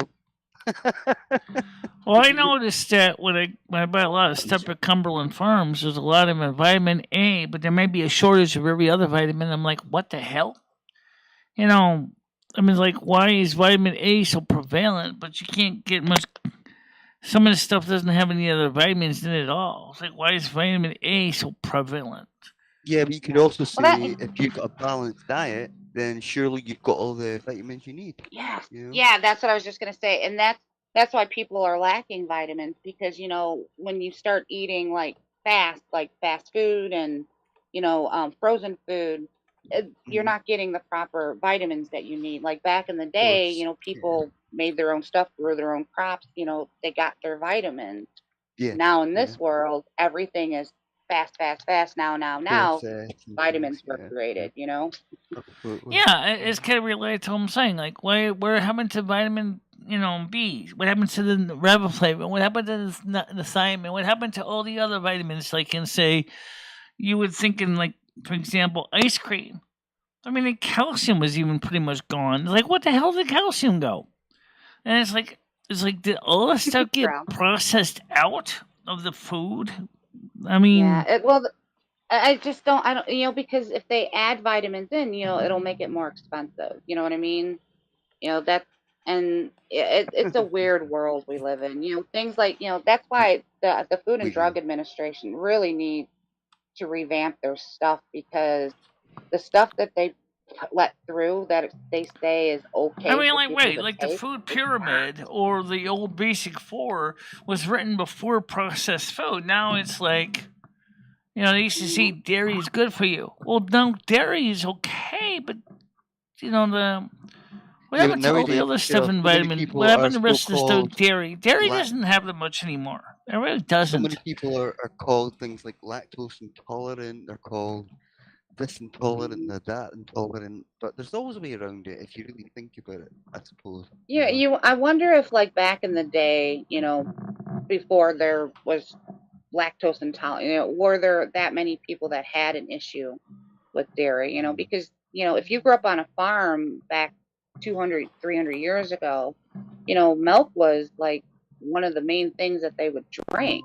The main staple. And then we have something now called people who are what is that there? Gluten intolerant. That's the thing is it turns out that some of them might be because of something called glycophosphate. What the hell is that? I don't know. It's something that's added to wheat crops, and people are intolerant to gluten because of it. I'm like, yeah, isn't that the one that causes cancer? I don't know, but I wouldn't be surprised if it does. I think that was one of the. I could be wrong. Don't quote me on that, but I think there was one that sounded similar like that. That they were trying to take out of food because studies have linked it to causing cancer. And it's like when you add hydrofluoric acid to your drinking water, it makes you stupid, and also destroys your teeth because fluorine's a poison. And yet, many cities have fluoridated water. I know a lot of people have got a thing about fluorine and fluoride and stuff like that. Isn't that a protector of some sort? And the reason they add it is because it's the easiest way to get rid of hydrofluoric acid. It's like, oh, great. So you're going to be dumping an industrial waste into my drinking water. Thank you very much. Yeah. It's supposed to help you with your teeth. Yeah. But at what dosage? How much water do you need to drink to help your teeth? Yep. And how much is too much water? It's not like we all drink the same amount of water every day. So we're dumping industrial poison into our drinking water. Because we're told it's good for our bones and teeth.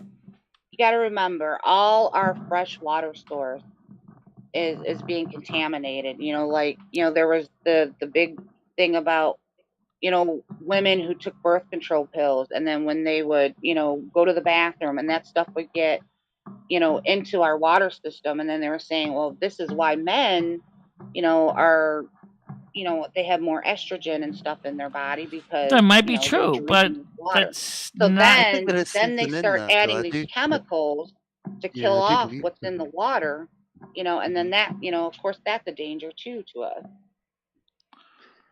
So I guess now the best way to deal with part of the problem is desalination, but not for removing the salt, but for removing the rest of the crud, which is what we talked about a couple days ago. Yeah. Well, because hydrofluoric acid is not good for you. It destroys your bones because you can get poisoning from it. If you get too much fluorine in your water, your teeth can start to rot out because of too much fluorine. The whole system needs an overhaul of how things are disposed, how things are filtrated. Mm-hmm.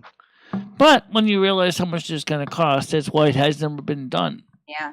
But I would rather put money into that than some of the shit. Absolutely, I'd rather waste my money on that than silly things like what's other things that are going on in the world these days. It's more important to look after yourself than it is to waste money on senseless killing and senseless stupidity.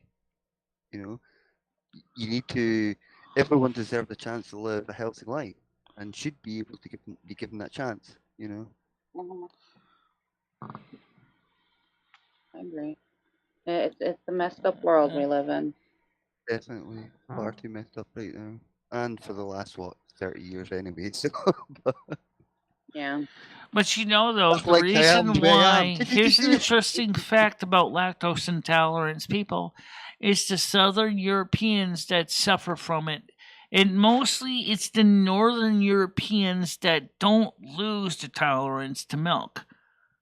It's just like ungulates. Ungulates, like sheep, goats, and cows, do not have the ability to drink milk as adults, but as calves, they do. But in the case of the northern areas like Norway, Sweden, Denmark, Finland, milk is still a major part of their diet because they don't get a lot of sunlight.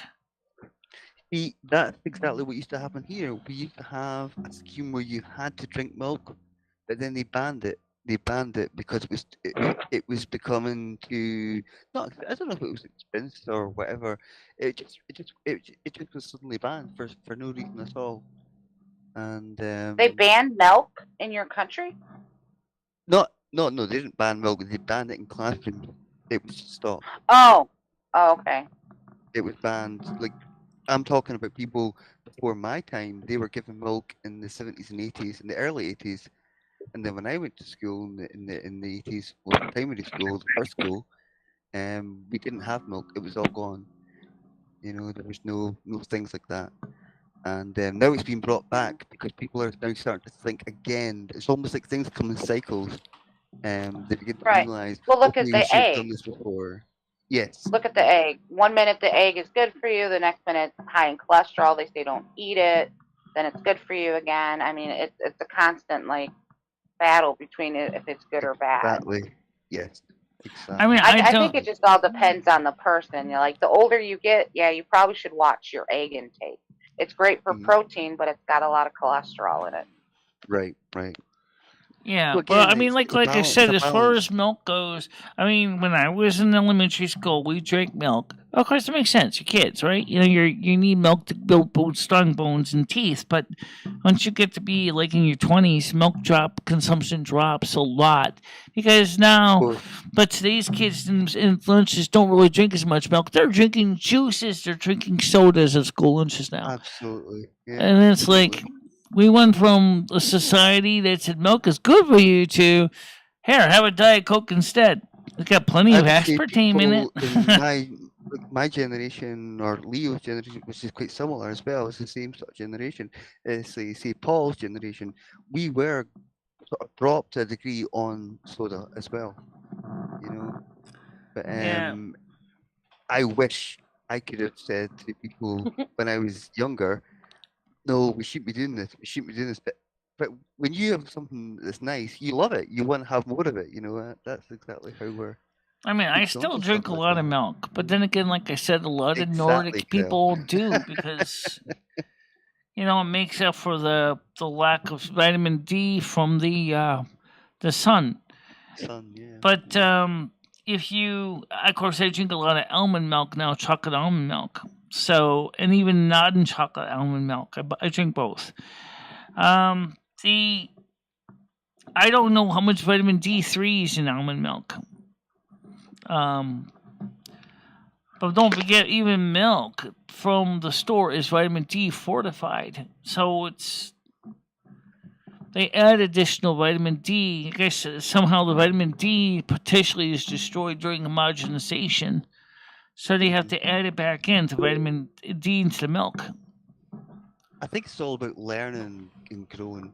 You know, it takes us a long time as human beings, unfortunately, to figure things out, you know, in general.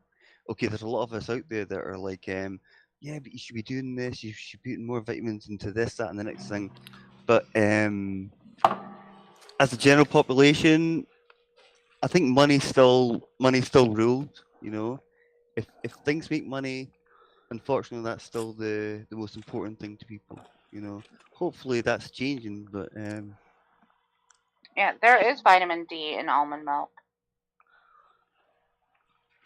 But it's not very nice, though, Leo. It's not the nicest thing to that's just my personal opinion. I wouldn't have it in my cup of coffee or tea. Well, I got some chocolate. I got some chocolate almond milk right here in the refrigerator. Let me go see how much vitamin D is in it. Hold on a minute. I'm actually curious. Yeah. I'm sure they add it if they do to the mix afterwards. Let me go check, see how much is in there. Well, I am at that stage of the trust me.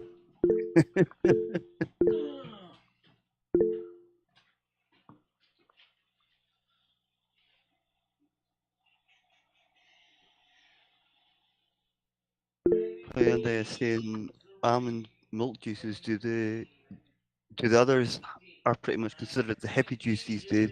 Yeah, which I can understand. can understand that. 0.23 milligrams. So this is about 10% for vitamin D. Is she talking to us or? I think so. Yeah. Talking to Lumi. And left I again. think whole milk's got more, but let's Get Lumi on. Come on. How many milligrams is it, Lumi? So according to what the Silk says, vitamin D in milk and chocolate soy milk is 10% of the U.S. recommended daily allowance, which it doesn't seem a lot. That doesn't seem a lot to me. You know, it should be more than that. No, it's not. But then again, you figure it's based on a cup of milk. So if you drink 2 cups of milk, you're getting 20% theoretically. You know, I drink a little more than a cup. I think I'm drinking 12-ounce cups. So actually, I'm drinking about 3 cups of chocolate soy milk. So that's 30% of my vitamin D3. But then I take the vitamin supplement too, which also helps make up for it. Mm-hmm. You know. Well, I think you're obviously pretty healthy, Michelle. I would say. Yeah, I'm pretty healthy. I've also been working on losing my weight too. So I think I've succeeded. I think you can see it in my chin. My chin isn't as big anymore. Well, it's the part of me you see on camera most of the time. That's part of weight, but you look fine. I'll tell you what, Michelle. Cleaning is a good workout for you. Yeah. I lost so much weight from just cleaning. I don't disagree with that. No, I don't disagree with that. How long do you have to clean for? I would say if you do, okay, so when I go into my job, I will nonstop move for 2 hours, and I work up a hell of a sweat. Okay. Yeah. So, but I mean, I don't even think you need to do it that much. That's just, I'm just like that. I'm zippy. Like if I have a project, I'll go and go and go and go until I get it done. Yeah. Yeah. I think the more you do it, the more you. Okay, it might sound tiring and exhausting at the start, but the more you keep doing it and pushing yourself, not to the degree of stress levels, but the more you do it each day, I suppose. Yeah. Oh, for sure, yeah, because my strength has even gone up from doing it. Like, I used to, bringing in bags of groceries, it used to be like, oh God, it's so heavy. Now it's not so bad, because it's a repetitive thing. You build up those muscles, and you can actually feel it. Yeah. I just love it, and it gives you so much energy, which for me is bad because I'm always bouncing off the walls anyway. So the more energy I have to find a focus. Yep. But then where do you put that energy later on? What do you do with that excess energy? What do you you gotta find a way to get rid of it. Sometimes it's hard, I'll tell you.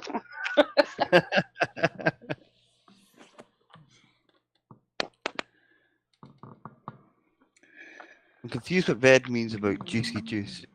I suppose it is. Oh, that juicy juice is still around. That's always going to be around. Almond milk juices do the others pretty much considered the hippie juice these days. Well, almond milk is actually not a juice. It's actually ground up almonds mixed with water, I believe. I don't think he meant like juices and like juicy juice. I think he meant like the. Oh yeah, those were like those mostly just sugar and water flavoring, and I mean, unless the list was 100% juice, but then even then, the problem with them is because the fiber is not there anymore. They say that orange juice is really not good for you to drink it a lot because it's almost pure fructose. Because the fact is that the fiber from eating the orange itself is lacking, which kind of acts as kind of like a buffer for the fructose. I think it makes it easier to keep in date, if that makes sense. If it keeps it more like going out of going stale or something like that. A lot of these things and these Yeah, juices, got a these fruit longer juices. shelf life. Yeah. I think that's why they put a lot of these things into those things. You don't need to refrigerate it either until you open it. No, exactly. I said fructose.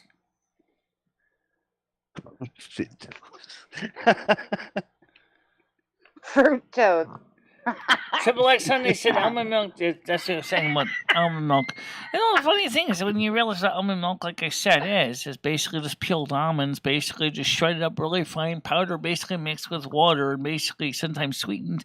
That's pretty much all almonds are. It's basically like just eating almond dust, drinking almond dust. I do like the sound of that. I know that sounds unappealing, right? It's just a bit. I'm not a fan of nuts in general. Yeah. I know they're good for you. I know they're good for you also. But yeah.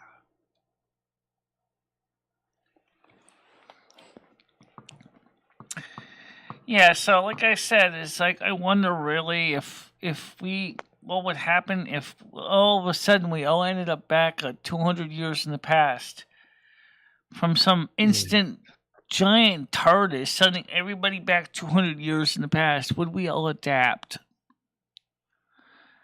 I think we'd have no choice but to try, at least. But we probably wouldn't all manage. But I'm trying not to think of that because it's a very distinct possibility, lately. Well, I know that people that take insulin would probably end up dead. Because the fact of the matter is, especially for type 1 insulin, because where are you going to get it from? 200 years ago, they weren't making insulin. There's a vitamin that a friend of mine told me. His mom is a diabetic. The doctor said, "Hey, we need to put you on this medication to get your sugars down." She started taking this vitamin, and I can't think of the name of it. At the I have to look into it, and it brought her sugars down. And it's a plant. It's a natural plant. Right. Vitamin A, B, C, D, E, F, G, H, I, J, K, L, M, N, O, P, Q, R, S, T, U, V, W, X, Y, Z. It's one of those letters. I think the vitamins only go up to K. I know there's a vitamin K. I'm not sure again what that's for. I'd be lying if I said I knew what it was for, so I'm not going to say. What is vitamin Z used for? I don't think there is one. Is there a vitamin Z? That probably is. Well, as far as I know, we go up to H, I think. Oh, Noodles wants to join in, guys. Hold on a minute. Okay. Go ahead, Noodles. Yeah, Gianni, you've got a good point. Michelle, I'm doing a new segment called Racist Art. I'm doing all racist art live. Bully for you.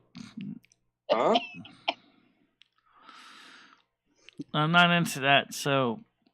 Oh. What makes it racist, Noodles? Well, this is the Jew of Auschwitz, and the Jew of So, Auschwitz. according to the argument that vitamin Z is considered zinc, is vitamin L considered lutein? No. Yeah, hold on, Michelle. I want to hear what Noodles' explanation of his racist art. Go ahead. Yeah.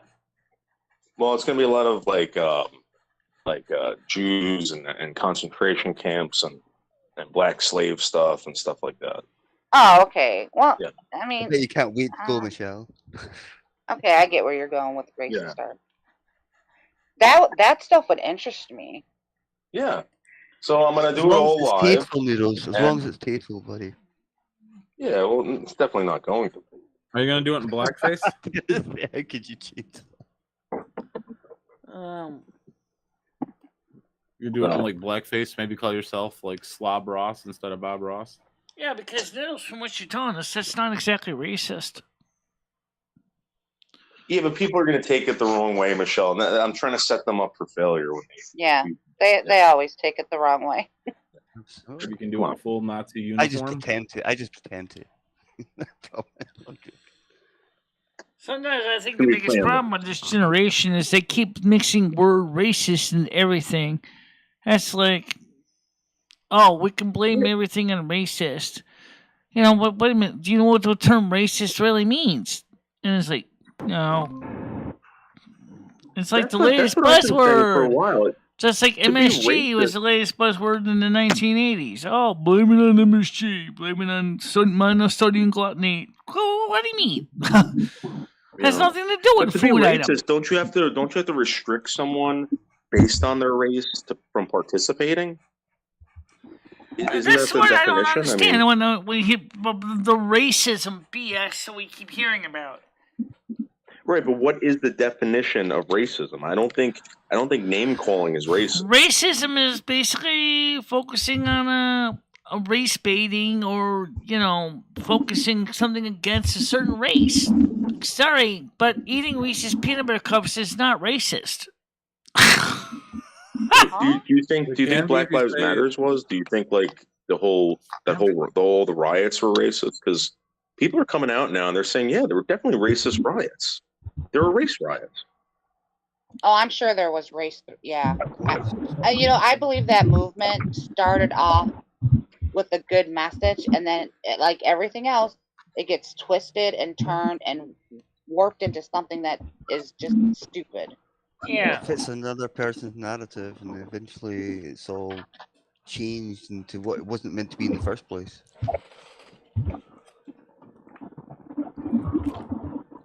I mean, because I'll kid you not, the area I used to live, it was quite mixed. Black, white, Asian, whatever. When that Black Lives Matter thing went on, I would get the worst stares from my black neighbors. Like, they automatically thought I was like a racist. And I would just, I would be scared, because there would be like 4 or 5 black guys just standing out, and they would just be like, and it wasn't like, like they weren't checking me out. It was like they were like watching me to see if I was going to do anything, or what I mean? It was just weird. See, when the first lockdown happened, when the first major lockdown happened, when I was still working nights, I was still working night times, and I was going into my work, and I was seeing all this graffiti from people saying BLM, and I thought to myself, I don't see a black person in my life in this city. So where the hell are these guys coming from? Most of it was perpetrated by white kids. A lot of it, all the destruction and all the it was like white kids running around breaking shit. And they were blaming it on the the people that were peacefully protesting or whatever. Right. Yeah. But what I'm asking is, like, do you think that was like a race riot? I mean, there were. I had someone tell me this is crazy. Their kid was. A lot of people on those sides of the fence, they like to try and cause trouble just for any reason. Yeah, but check this out. I talked to someone who has a mixed child, right? The father was black, the mother was white, whatever. The daughter said to the mother, I can't trust you because you're white. This was when all this was going on. She said this to her mother.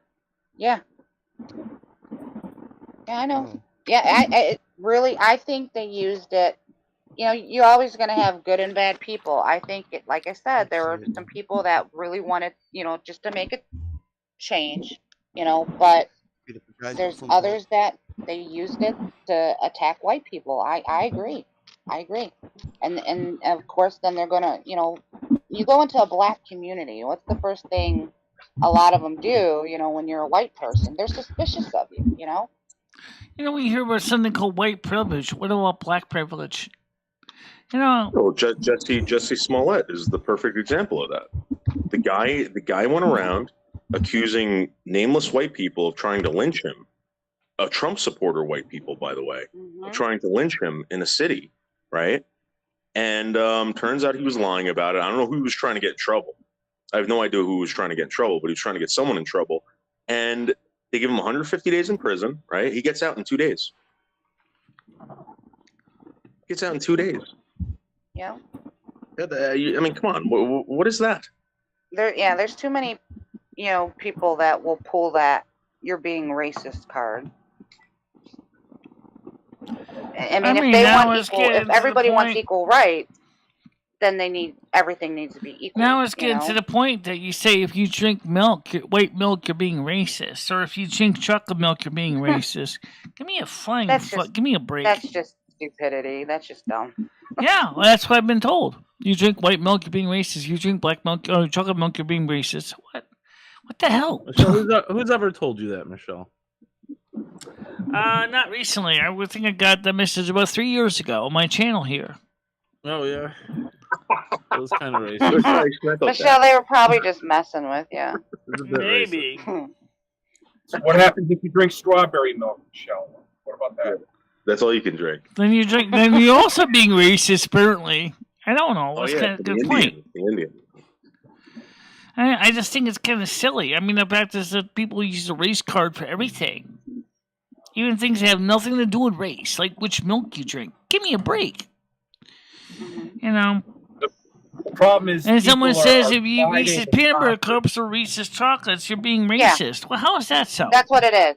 That's what it is, Stan. It's divide and conquer. They want us to keep, fighting amongst ourselves. Right. And,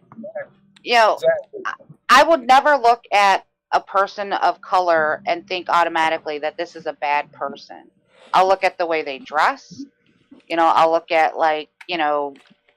if they, if they're who they're hanging around with or what they're doing. Absolutely. Or anything like I look at them. It never has anything to do with their color. Right. Because I look at the way they carry themselves. Because that's exactly. I met some really nice Afro-Americans, and they're great. They're wonderful. They help the community, and they're good model examples. And I'm seeing some whites that look like total sleazebags. What are you gonna say? Yeah, but you know what bothers me the most, right? All these people that complain about racism and all this shit, and they try to put you down for drinking white milk or whatever it is, right? They never go into the black communities and demand that black people stop saying the N-word.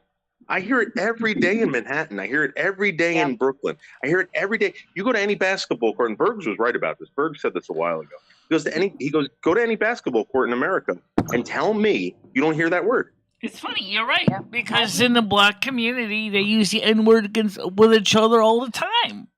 Right. I mean, if it's that wrong of a word, why are they even using it? Why is it a privilege thing? Why would you want to? If it's insulting for a white person to say it, then why isn't it insulting for for a black person to say it to another black person? If it's an insulting word. Right, and speaking of that, what the hell is white privilege anyway? What the hell is black privilege? I mean, I know we're getting this off the original topic, but let's bring that up. What the hell is black privilege? What is white privilege? Excuse me, I didn't have a choice of where I was born. There was no privilege given. I was just born. They should. I agree, Noodles. I think they should. Michelle, have you ever been with a black woman? Yes, sexually? I have been with black women. He wants to know sexually. No, not sexually, no. But I was good friends with a black woman, and I have certainly considered dating her. We were actually starting to date, actually. What happened? Well, we kind of lost touch with each other after she and I both left the homeless shelter. She came over to visit me, and I lost her phone number. We never got back together. She liked me. I liked her. We had a good rapport, but we lost contact with her. I lost her number. I never know how to reach her again. Maybe we can find her. What was her name? Her first name was Justine. I don't know her last name. What town was this, Michelle? Torrington. Right. She was at the fish shelter with me. Well, you could always take the senior bus out there and ask around, see if anybody knows where she is. I don't even know where she's living. I don't even know if she's living in a shelter plus care unit or not either. She said she was going to get into one because she had issues with the substance abuse problems, but that's all I know. I don't even know which one she's in. How long ago was this, Michelle? Krell says the poor here, instead of working together or tolerating each other, are conditioned instead to mock and revile each other endlessly. You know what? That's happening here. Let me tell you something.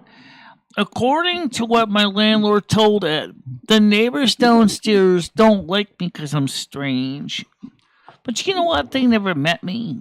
I did talk to one of them when they had to fix their stove downstairs, and she said, "You're a really nice person." I said, "Thanks." I said, "I tried." Well, Michelle, and I don't want to cut you off here, but it goes both ways too. Some people, they're going to look at somebody and automatically think, "Oh my God, that person's strange," or they're going to hear things. But if you go up to those people and you smile at them, and if you strike up a conversation with them, they're going to change their mind about you. Right. They're just standoffish. This world, everybody's standoffish of people. Well, so for example, the bleach lady does not like me at all for no reason. I tried to have a conversation with her, weird. And she basically wants to stick her fingers in my eyes. Basically, metaphorically speaking, she doesn't want to talk to me. But the people downstairs were nice. I don't think they really thought much bad about me anyway. And then of course, but it's like if you. Everybody around you, if you change their mind about you, then the bleach lady probably won't be as mean to you. You know what I mean? Because if people are saying, "Nah, I met her. She's great. She's a nice person," then the bleach lady won't have so much hate towards you because other people are saying, "nah, she's a good person." Right, and of course, the people, of course, the old leader in 3 knows me. Ciara knows me. She's like older lady like me. She has problems walking, and she's like, "Hey, you're a nice person. You really, you helped us out with understanding why our condition kept blowing the fuse." And I'm like, yeah, it's just talking to them. She's an older lady. Her family comes visit her. I say hi to her when I see her on the porch. You know what you should do with the bleach lady? You should buy some bleach. Go knock on her door and say, "Look, this is a peace offering to you." I don't know. Knowing her, you run out of bleach. Knowing her, you say your hair's not white enough, and pour the Clorox on my scalp and say, "Now your hair is going to be whiter." It could backfire. You're right. Actually, that's exactly Patty. That's actually what Patty actually did, because what happened was we bought a hair coloring kit, right? But we didn't buy enough hair coloring. And so, like, Patty tomorrow was like, "Oh my God, we ran out of the regular coloring kit. I need to get your hair whiter to match." Oh, I got the answer. She takes out the Clorox. I would love to see you in. Well, she cured my psoriasis on my scalp. I guess that was a benefit. What were you going to say, Stan?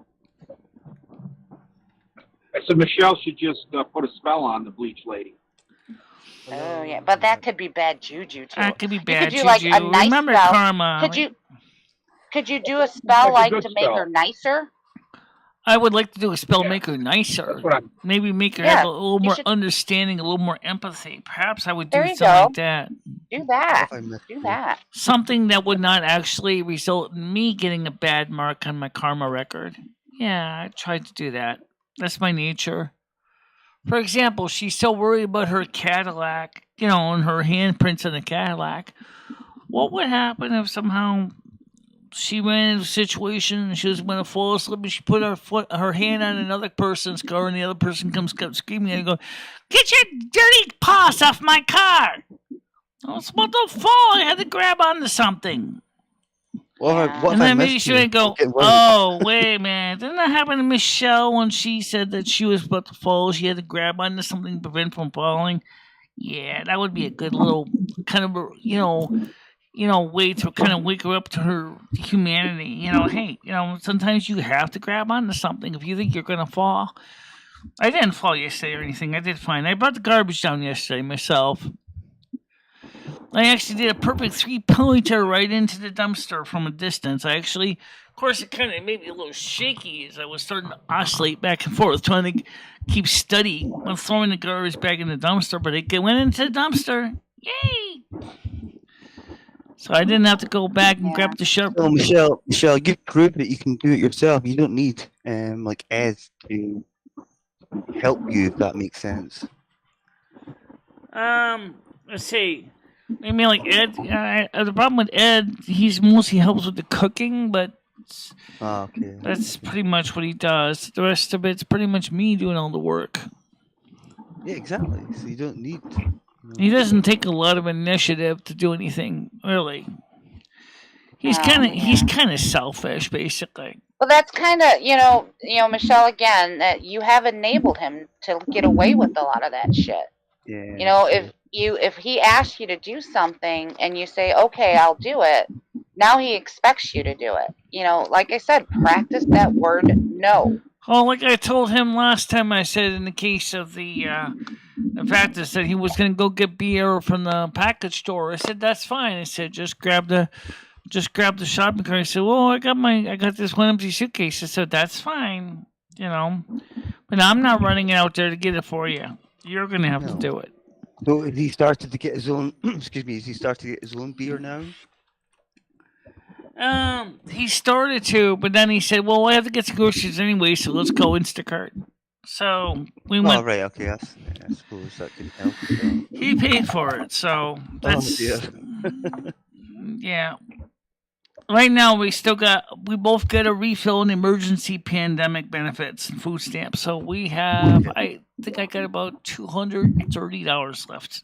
So, Michelle, let me ask you a question. What do you think about the United States government giving $14 billion in aid to Ukraine? It only took them 2 days, but you're still waiting for your fucking check. How long have you been waiting for your check for? Well, first of all, I mean, there is an issue that's a valid issue. I mean, Ukraine needs help.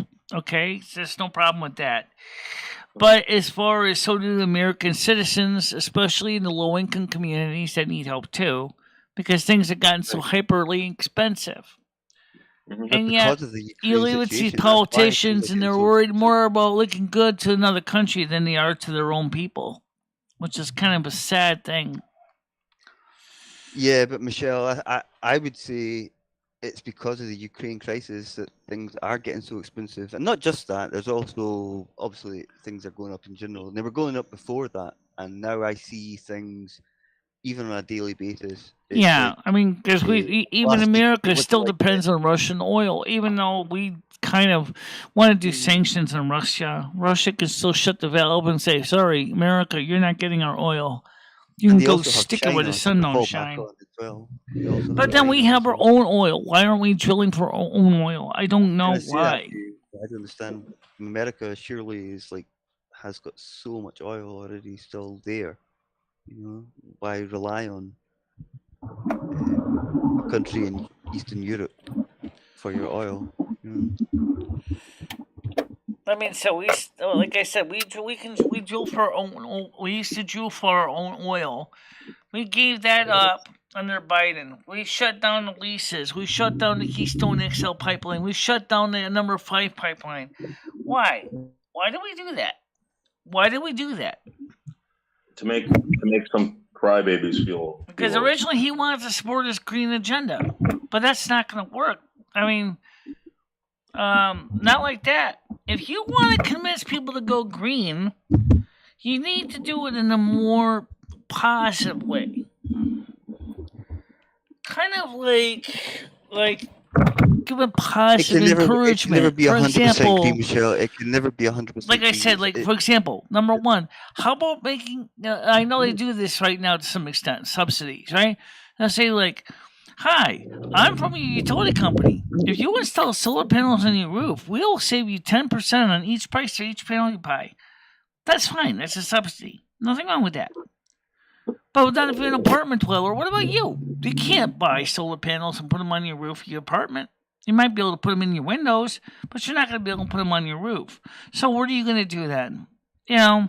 That cuts you out of the subsidies. Probably that you should recycle more, you should do this more, you should do that more. But there's no way you can there's no country that can be 100% green. It's impossible. It's impossible. You have to have some sort of... I mean, one of the things I can do to be more green, and I agree, is this computer I'm sitting right next to me right now is a giant space heater. I mean, wouldn't it make sense to get one that uses less energy? Yes, I agree. Absolutely. It's a power pig. The thing uses 1,000 watts. You know, at maximum load. 1,000 watts of power. But whether it's cost effective in the long run, that's, I would say. Unfortunately, it's a very selfish way of Red, I thinking, hear but it. sometimes it's got to be selfish. Oh, I don't have that chat window open. Oh. Oh, Dan's at another park, it looks like. This is an old cemetery, guys. Giant spider on my screen. Yeah. So, the old I see Norwich Stan Town there. burying Give it a ground. cuddle. Give it a cuddle, Leo. Give it a cuddle. The first president of the United States was buried here, guys. Samuel Huntington. Oh, wow. All right, He let me was the zoom in on president the of the picture. Continental Congress. So he was the first president of the United States before Washington. Oh, wow, I didn't know that. Well, we probably learned it, but... Who was that, We'll the take a first walk president of the through United States? Samuel Adams? Samuel Huntington. Oh, Huntington. Yep. Samuel Adams the Beaver. How come we don't ever hear about this guy in the Samuel Adams is buried up in Boston, Leo. I've seen his grave. Oh, yeah. Yeah. It's on the That's Freedom cool. Trail up in Boston. I don't think I've ever seen any famous person's grave. All right, well, we'll take a walk here. This is a memorial for French soldiers. 21 French soldiers who under Lafayette died at Camp Norwich Town, 1778. So the French were helping us back then. The French. I got another thing to add to my what are we calling that? Which cemetery is this one, Stan? This is the old Norwich Town burying ground. Dates back to the mid 1600s. Is this people still being buried there or no? No, no. I wouldn't have thought so. Yeah, I was going to say. So, well, Huntington's right around the corner here. We'll take a walk over there and visit the president. That's cool. I'm surprised. Yeah, I'm curious to see what his grave looks like. They fixed it up a little bit, Leo. Yeah. It was dilapidated, but then somebody realized, this fucking guy was the president of the Continental Congress, and had a shit grave, so they cleaned it up. Yeah. These are some of the cool designs you see on these older cemetery stones. Angels with wings. Hannah, ye well-behaved wife of Captain Benedict Arnold and daughter of Mr. John and Elizabeth Waterman. She was a pattern of piety, patience, and virtue, who died August 15th, 1750, aged 52. Wow. Oh, 2 years younger than me. 2 days. 2 days after my birthday. Yeah, I'm August 28th. Several hundred years.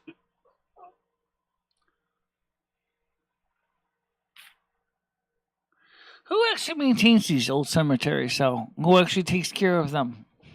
Usually the town historical society maintains it. Okay. If a tree falls, the town public works will come and I mean, clean it up. some of these headstones look pretty beat up. Well, yeah, I mean, they've been sitting around for 300 years, Michelle. Yeah.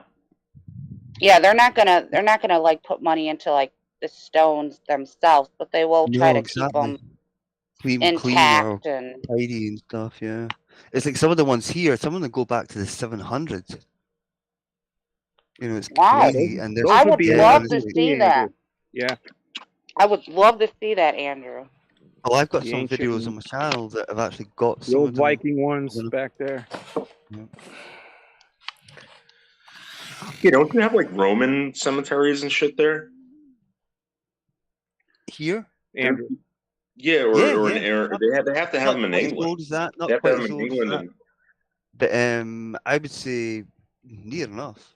Near enough. The ones, some of the graveyards that are not too far from me, I mean, they're very, very old. I mean, some of the churches are dating to the 300s, 400s, and stuff like that.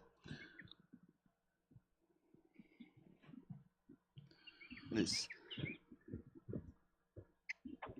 but the Are graves, they some of the still, graves have been restored Andrew, and stuff. Yeah. the headstones and stuff or whatever for people from the 700s or whatever? Can you still read them?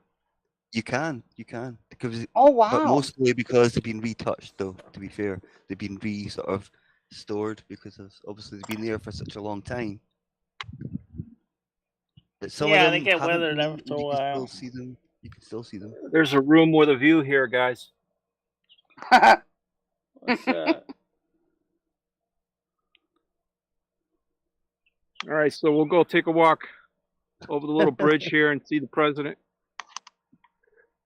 I see a lot of robins flying around. Yeah, Spring is I coming. hear them actually. It still Spring looks is quite probably cold there, here. Stan. I think you said it was in the 50s. That's not too bad. This is a It's cold about that front. now. I'll be I'd say right it's back, about- guys. I'm gonna go make some more tea. I'll be right back. All right, Michelle. Yep. It's around about 50 degrees now. And I'd obviously say. freshen up at the same time, so we'll take care of both yeah, at take once. a shit. Michelle's got to drop a deuce. Somebody better check on Skunk Monkey if he's backed up still. Who's that? It's not healthy. I mean, he may have a internal rupture or something soon.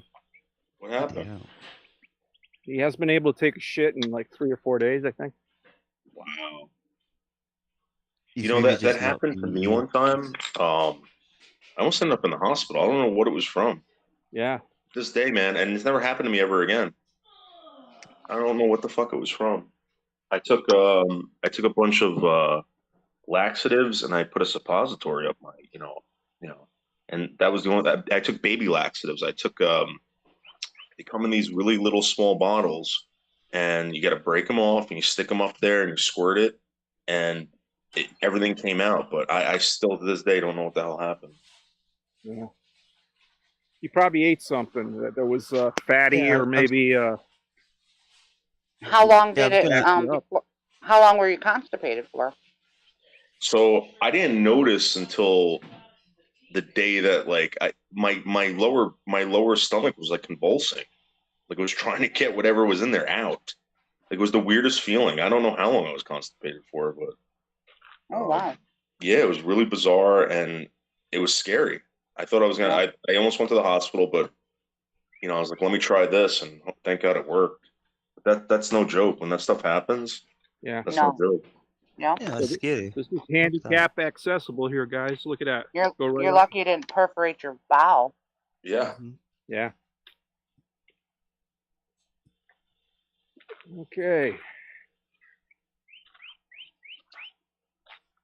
Here we go. That's a nice cemetery.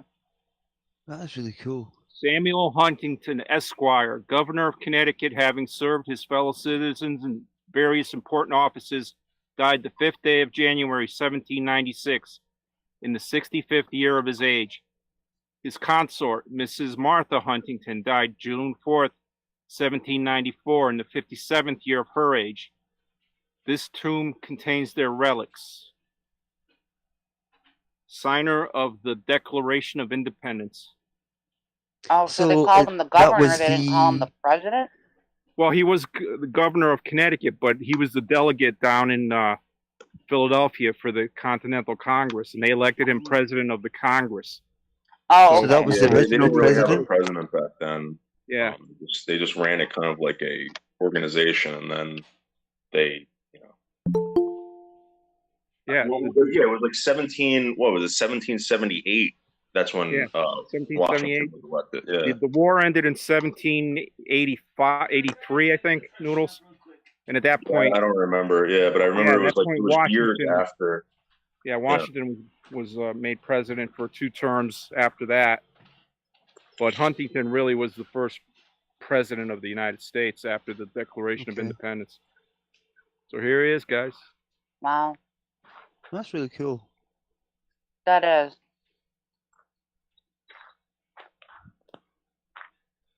Have you been there before, Stan? Yes, I have, Andrew. Okay. I come out this way for some cases every now and again, and if I have a couple hours to kill, I'll come walk around at places like this. Mm-hmm.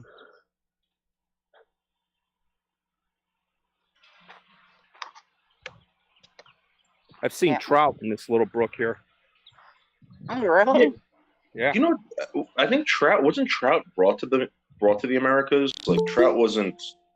Was it trout? No, it was trout. I don't think trout was native to America. Maybe. I'm not sure about that. Yeah. But I've seen them swimming in here.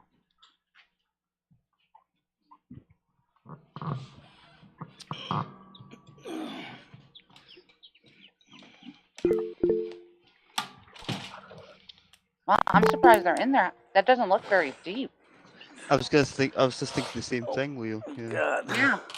All right, here we go. Yeah, I don't know how far up that brook goes, but it goes down into what's the name of the river here? There's a big river that it runs into. I mean, they might have run up from the river up this way. That's how they usually stock them, right? They stock them upstream, and they. Yeah. Yes, they do. Mm-hmm. Yeah. You talk about the Norwich River there? Let's see. You're not near Norwich right now, are you? Yes, I'm in Norwich. So maybe about the Norwich River or the Thames River. The Thames River. That's correct. That's the river that little brook runs into. All right, hold on a minute. Someone's looking on the other panel. Hold on a minute. I gotta find out which link that is.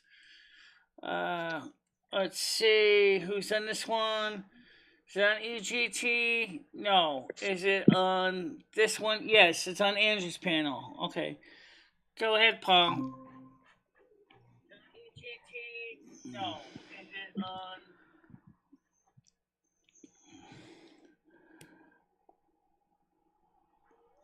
Yeah.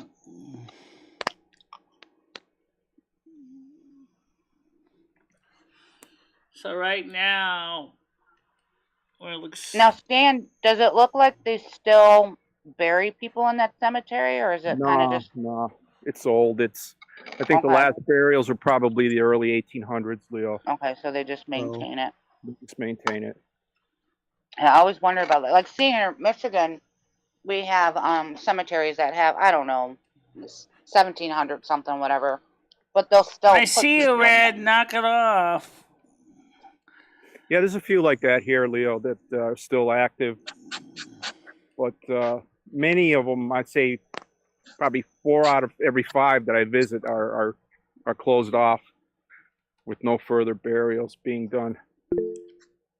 Occasionally you run across one that's Can someone please tell Red to knock it off? He's interrupting the chat. No one can see. Because he keeps spamming the chat. Red, knock it off. You're interrupting the chat. Red. Nobody can see. Yeah, those type of cemetery, do they close them off at a certain time of day, or are they open for any time for anybody to go in and visit? Anybody can come here at any time. There's some really small gravestones there, Stan. What is that tiny one? There's tiny little square ones. What are those? Those are usually children, Michelle. Okay. Children that died in infancy. So it sounds like there's one that's probably a father, a mother, and a child, and the one you just walked by. Yeah, probably. So I said the mother's gravestone smaller. This one says Sally, daughter of Mr. Solomon Williams, died February 18th, A.D. 1795, in the 9th year of her age. Wow. And it said something, the blooming flower, something, how fades away, or something like that. The blooming so flower. Here's a child that died at age 9. Times were tough back then. There's a lot of women that I come across that died in their 20s, probably giving birth to children. They just traumatic experience. Yeah, it is. Many women died giving birth back then. Yeah, and for the record, most of them were married at the age of 14. Probably, yeah. So I don't want to hear it. Different times. Noodles, you're right. They were, but they also died very young too in childbirth, like Stan said. Yeah. Back then, the motto was "live short and suffer." Yeah, most people. I think old age was considered 35 back in those days. This is in memory of 1605 to Galkins, 1688. 1603 to 1690. His wife Anne, 1605 to 1688. Their son John Calkins, 1638, 1703. His wife Sarah Royce, 1634, 1711. Placed by Calkins Family Association, 2003. So this is a newer stone that was placed by ancestors of pioneers that were buried here long ago. Right. They may not be in this exact spot, but they're somewhere in this cemetery. Yeah. At least they've got one day we'll all be like that, Yep. Just a stone in the ground. That's it. Mm-hmm. I wonder what ex-archaeologists are going to think when they explore this planet after we're all gone. When they dig you up, that'd be all. Will you have Michelle? Will you be buried with your elf ears or what? Yeah. Sorry, Michelle. Gianni says in my New England town, almost every street had a small colonial cemetery. Yeah, I got a cemetery right at the back of my building here. So this is the French soldiers buried here, 20 soldiers under Lafayette. This is actually sovereign French ground where soldiers who fell from another country, it's actually part of France. I mean, I've been in the Outer Banks and there's British soldiers buried at a cemetery there that is British sovereign ground. Yeah. We have a place where I live. I find it interesting that they have American flags in front of them instead of the French flag. Yeah, I've seen French flags here before, Michelle. Okay. What did you say, Noodles? There's a place there, what? There's a place called Baylor Massacre where I live, and they started digging it up for a development back in the 70s, and they found a bunch of bones. And it turns out that Washington's Continental Army was at this friggin' barn up there, and the German or the dragoons or whatever the hell they were killed them all and just buried them and hid them under like a mill, and they didn't know where the hell it was for the longest time. It was written in history books, and someone had moved the mill like a while ago before it was even a town, and they found them in the 70s. It took that long to find the bodies. Oh wow! Yeah. So what did happen to the so-called commercial site? Did they just end up basically just throwing hands in the air and say nope? They gave them like a lot. They took a lot that they were going to build a house on, and they put the lot. They took the mill, brought it over there, and that's where they. Okay. I got to check my oil, guys. I'll be right back. Okay. Okay.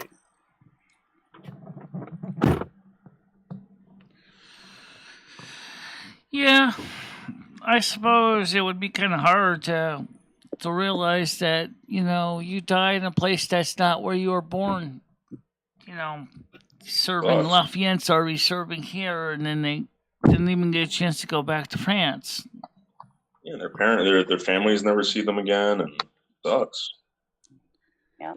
Maybe their children and their wives as well. Yeah, sure.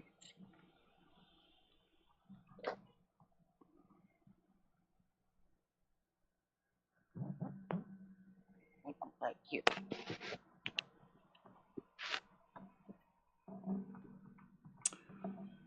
And we can see it's raining right now. Yeah, it looks Yeah. Is pretty it wet raining there, by you? Michelle. I don't know, but it's overcast, so I'm gonna assume the answer is probably. I can't really tell through the window because the window blinds are down. But It's absolutely stunning here today. Just blue skies, sunshine, 50 degrees. It's lovely. I'm gonna take an It's educated guess and say that it probably would be raining right now.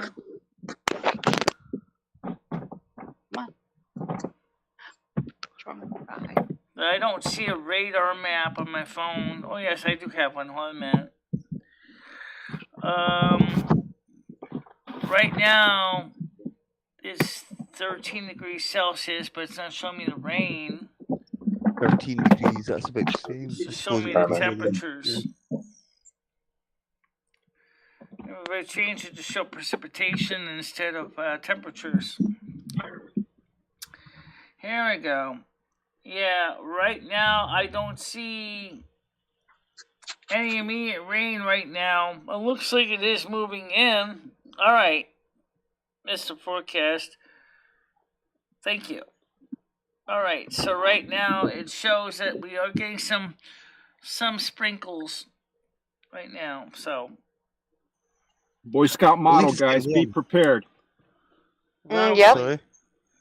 Okay. You got to put at least a quart in. I have a valid question. What is full synthetic motor oil made out of? Oh, oil. I mean, I always wonder that when you have full synthetic motor oil, what is it made out of? I know it's freaking like 3 times the amount of regular oil. Right. I have to put that in my car, and it's like $100 some when I get an oil change. Kind of thing, but what is baby oil made out of? Babies. I was waiting for Noodles to say it, but Leo, Come you on, actually babe. got there. Michelle.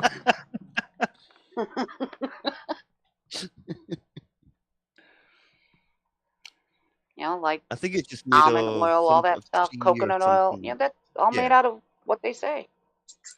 Oh, I know almond oil is made out of almonds, but Baby oil's made out of babies. Same thing with peanut oil and palm oil. Well, it's definitely made out of nuts of some description, but I don't know which kind. Johnny said it's made out of you know what I'm saying. placentas.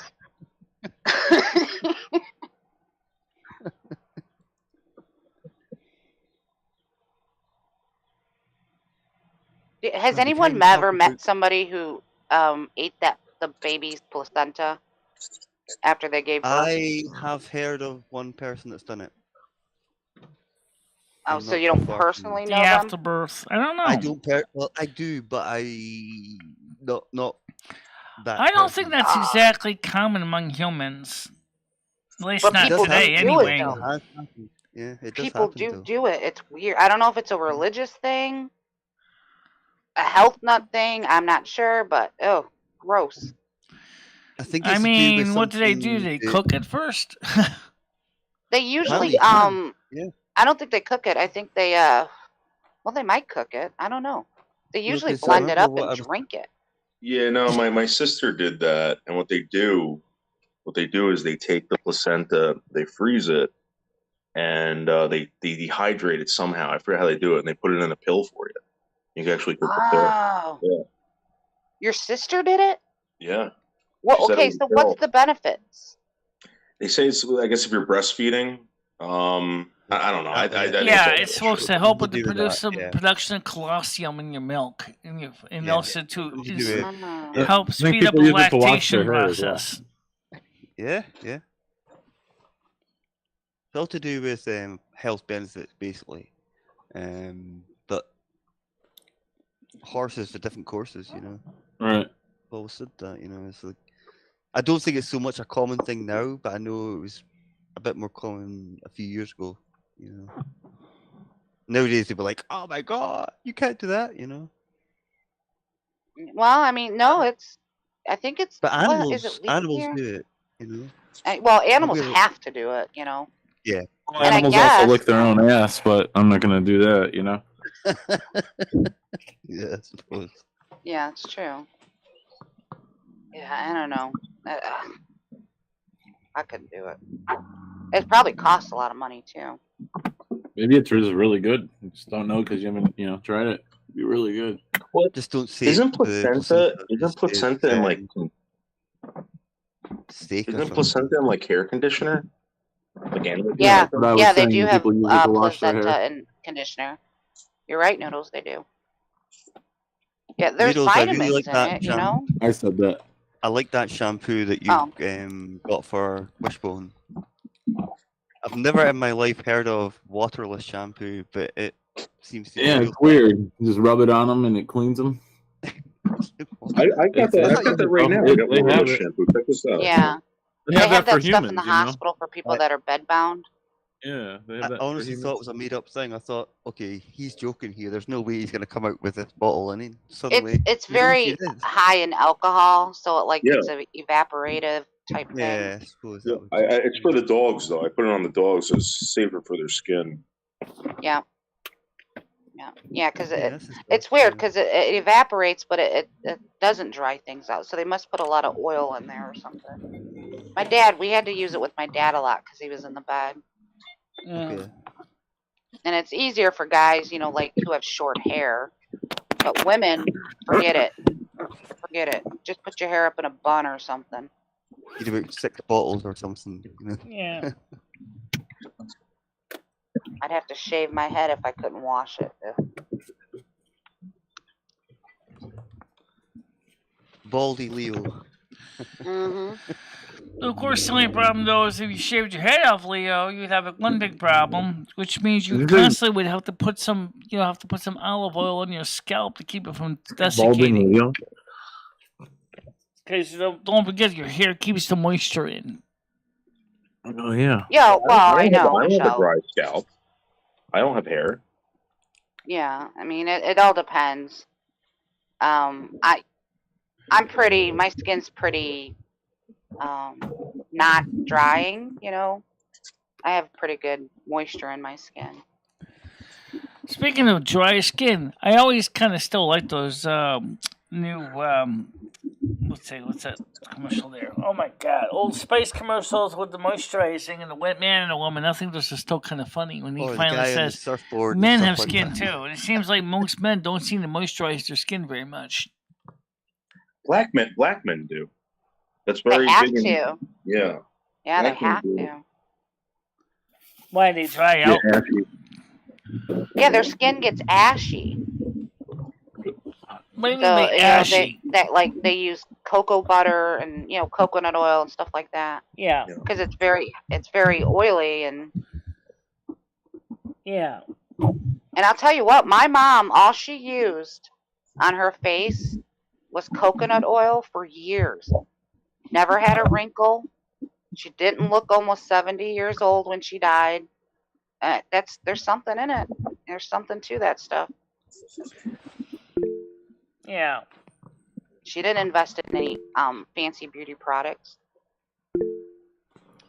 Do these asking to the women in the panel, which is Leo, and obviously Tiger Kitty's on chat, do these products really work? Honestly, these products really. It depends on which ones you get. Yeah, but do you have to pay a lot of money for ones that actually genuinely work?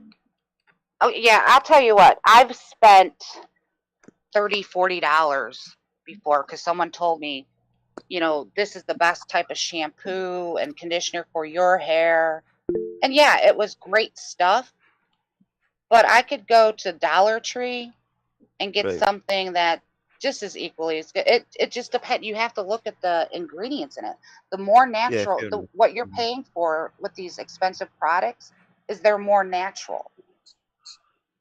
Yeah. So, I mean, you could literally make your own at home for pennies instead of going out and buying a box. EJT, I'm going to close that panel since no one's on EJT right now. So... I'm with the EJT, Yeah, no one's on EJT right now, so I'm going to close that panel, save us some bandwidth. So basically, people are being ripped off for the last 50, 40 years, whatever. Oh, yeah. Yeah, it's it's just like soda. You're going to pay more for Coke and Pepsi than you are for Faygo or whatever. It may taste a little bit different, but it's the same thing. Same thing. I think it's what you used to, isn't it? If you're drinking something like Coke or Pepsi for the last 30, 40 years, then you're going to be like, oh, if you try something different, you're going to be like, oh, I prefer Pepsi, I prefer Coke, you know. Yeah, That's it's all in natural. the labeling crap. Yeah, of course. I had 3 panels open at one point. I just closed 2. I just closed one of them because there was no one on it. Yeah. Yeah. To be honest, the only thing that would be good to like invest money in is, like things that you're gonna want for a long time. Like, I don't know, take a gun for instance. You're not gonna want to buy something that's cheaply made. It's not gonna work the same as something that's made well. So you're gonna want to invest a little bit of money in something like that. But like, see, this is where Michelle might be right. Products. Maybe swords are the answer. But I mean, like, yeah, beauty products, makeup. People will go out and spend hundreds of dollars on an eyeshadow palette, and you can get the same shit in the dollar store. But then when you really think about what are you actually putting on your face in the first place, I mean, that's the thing that people don't want to think about. Not all that stuff is good for you in the first place. Yeah. What about Michelle putting all that shit in her hair? What does she put in her hair? Oh, yeah. Well, what she's technically doing is taking stuff out of her hair. Yeah, that's gotta be something. Yeah, well, she's stripping the vitamins and everything out of her hair. It's not good. It's not good when you dye your hair. It ruins your hair. It does. Who's doing that, Leo? Dye it, bleach it, anything. Aren't you supposed to do it like quarterly, like 3 months?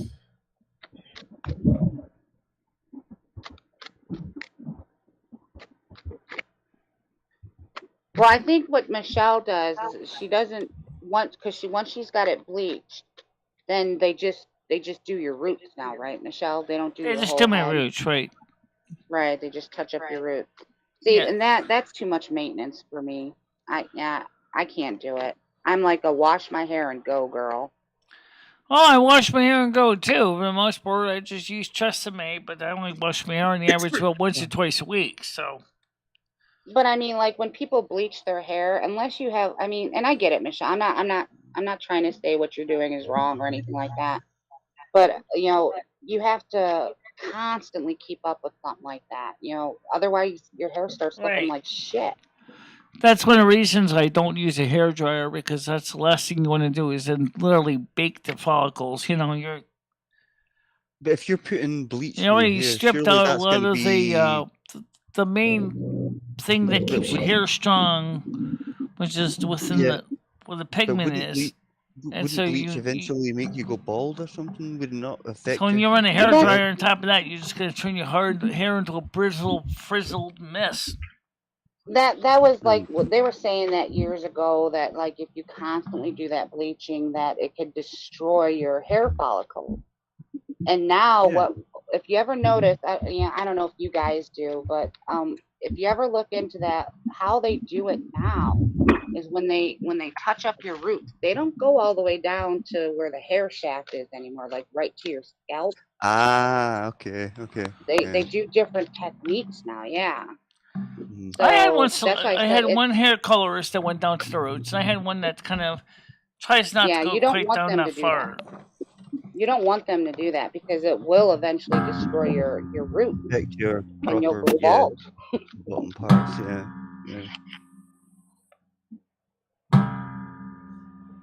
And then you have to invest in things like Rogaine and. Oh, I haven't heard that. I tell you, I tried that. It only works. Yeah, Rogaine only works on the back part of your head. It doesn't. Like, so I have the bald spot in the middle. Mm-hmm. That's the only place where it would work. It doesn't work on the front of your hair. So you see these guys with like receding hairlines all the way to the top of their head, like where the balls, they're using Rogaine. Oh man, that sucks. Why doesn't it work for the front of your head? Greg Senior says, Michelle, Leo, Paul, I use Johnson & Johnson baby shampoo for the last 50 years. I put preparation each under my eyes, a thin layer of a night before I go to bed, and I use Johnson & Johnson baby cream. Yeah. See, Craig knows what's up. Yeah, That's Johnson & different. Johnson baby shampoo. Preparation It's H. I very remember my gentle. parents talking about that, and What does Preparation H do it is. underneath your eyes, though? I mean, I never. It helps with wrinkles. Okay. That's okay. an old beauty technique. Yeah. But don't get it in your eyes. Yeah, don't. I think that applies to almost anything these days. Mhm. All right, Leo. So later on, you want me to generate you a new personal key, and I need to generate one for the World of Warcraft streams anyway. Michelle, you do what you need to do. Okay. I told you, you do what you want. If there's something that goes on I don't want any part of, I'll just I dip out. Yeah. I just don't want you to hightail it out of a stream and at least not tell me. That's why. I'll probably tell you bye. Yeah.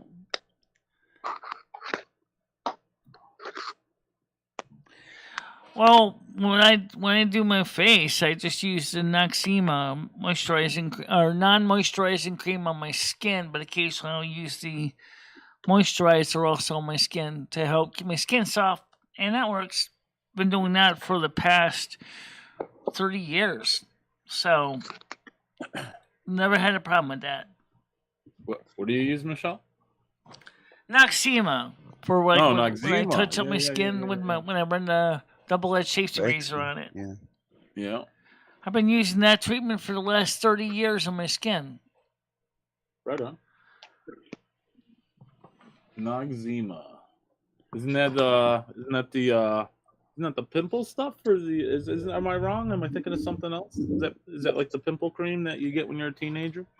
Noxema? No, you mean benzoyl peroxide for pimples. What's Noxema's purpose? What is it? I used to have a problem with pimples as a You're kid. thinking of something like Clearasil, I think. Clearasil, that's benzoyl peroxide. Yeah, I had. No, he's right, Michelle. Noxema was geared towards people that had acne-prone skin. Oh, but okay. It would go in. No, that makes sense. That makes sense why I don't get zits anymore. I haven't gotten zits since. Right. No, I'm not saying you use it for zits. I was just asking what's the original purpose was. That's what it cleans your pores better. Right, it says it gets rid of excess oil in the skin. Yeah, it does. You don't use a cleanser; you just use Noxema and then cleans out the pores. It does. It probably makes sense. You're probably right because even the commercials it mentions that it's an exfoliant. So yeah. So for when I use it for every day, it doesn't hurt it any. I mean, it actually keeps my skin looking good. So that's a major step in the right direction. Good in the neighborhood. No, Red. I think I'll leave that to you. I'm not that brave today.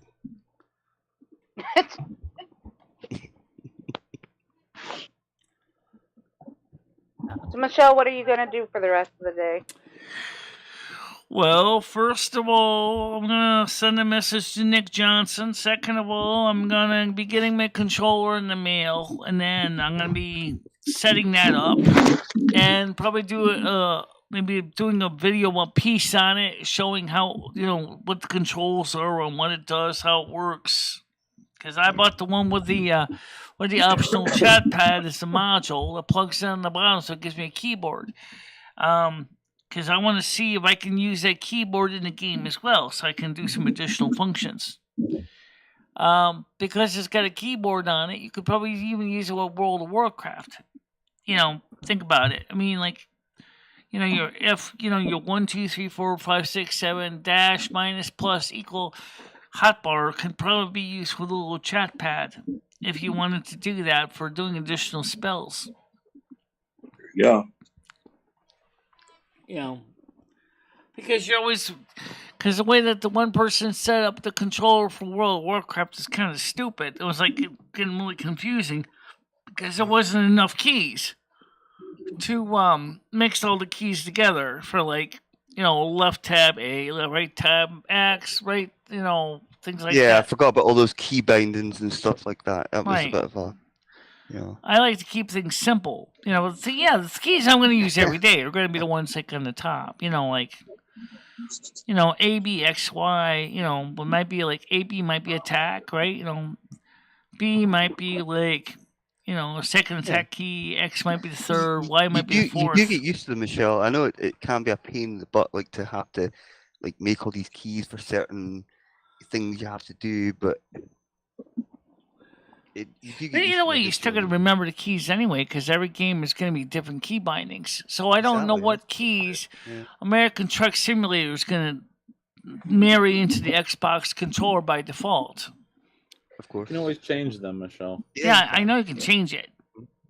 So I downloaded Burning Crusade Classic last night, Michelle. Yeah. Yeah.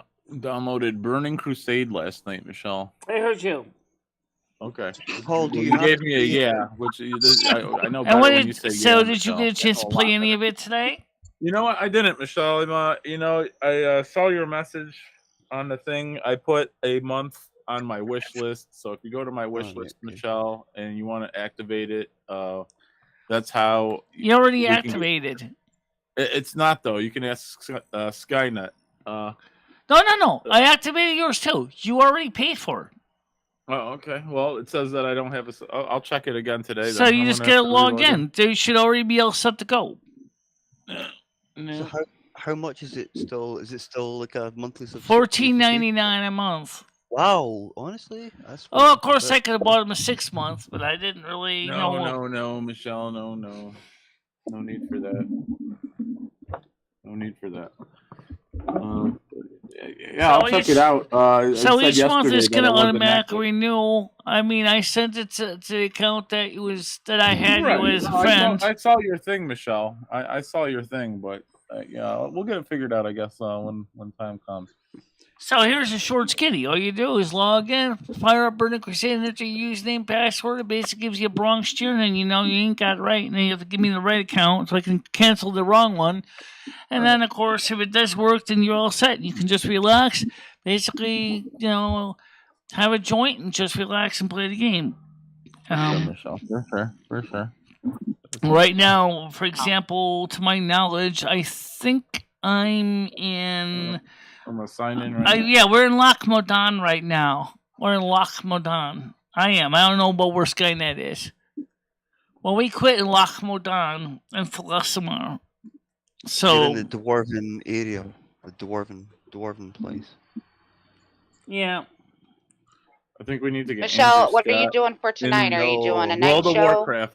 Yes, we're going to do. That's a good question because we were supposed to be playing World of Warcraft yesterday, but we didn't because I fell asleep. But so I don't know if Skynet's going to play World of Warcraft tonight or wait until tomorrow. And then we have a show. We don't have a show on Sunday, so. Level 80 characters. I know it's changed now. Well, you probably should figure it out and let your audience know what you plan on doing. Right. Well, I didn't plan to sleep last night. I actually just fell asleep and then woke up. No, I know. I'm not talking about yesterday. Right. I'm talking about tonight. Well, I was thinking originally about playing World of Warcraft today because then we have to make up for the fact that we didn't get it done yesterday. Okay. All right. What don't you understand about that, Leo? I don't know. I'm dumb. I'm simple. Listen, if you ever see me playing this game, you would say the same thing about me.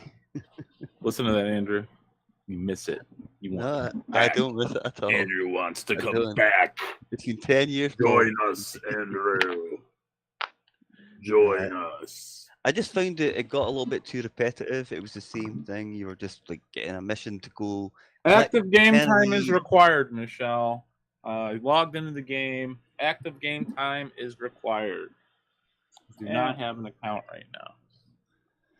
All right, so send me a message with your proper account name. Because you have my Michelle. You have my proper account name. I got your notification. I clicked it and accepted it, but again, for some reason, it didn't go. Okay, so some reason you didn't get paid for it. It didn't go through. So you still Schmickle 119 something? Yep, I'm on right now. We'll get it figured out, Michelle. No. All right. So you're playing right now. Yeah. No, we'll get it figured out, Michelle. Like I said, it's no big deal. All right. Let me go check and see what happened because the payment did go through. Okay, yeah, good, Michelle. It's no big. We get it figured out. I mean, maybe because it's supposed to start next month. I don't know. But since you're friends with Skynet, or since you're friend with me, yeah, shouldn't I be able to send you also a free membership too? I mean, I should be able to, right? A free membership? I don't know how this works, guys. I really don't know. That's all right. So we'll get it figured out. We'll ask, Skynet when he jumps on, maybe. Let's see here. Yeah, we'll get it figured out. It's not a big deal. We're close, Michelle. We're close. All right, let me see. Let me see if I send it to the right person. Because, I mean, I sent it to a guy named Schmeckel, who says it's online now. Okay. I got the notification from you, Michelle. Schmeckel 11941. Michelle, you should probably do this off there. Yeah, are you ending your show or? Yeah, exactly. We'll figure it out, Michelle. We'll get there. We'll do it all. Well, it's almost time to wrap up anyway, guys. So you guys stay on the panel right now for the audience that's watching this. I'm going to let you guys go. Watch the video. It'll be coming up, hopefully, about showing you the controller review, talking about how you set up, with showing the chat pad and all that. That'll be coming up in a little bit. So that's going to be an interesting little feature coming up. So check out that. I'll be on later on today. So for everybody right now, stay on the panel, guys. I'm going to let you guys let the public go right now. So for I'll see you guys tonight at 7. What we're going to do, I don't know. Okay, we'll just find that out as we go. All right. So you guys have a nice day. Okay, say bye-bye, panel. Bye-bye. Bye-bye. Take care, everybody.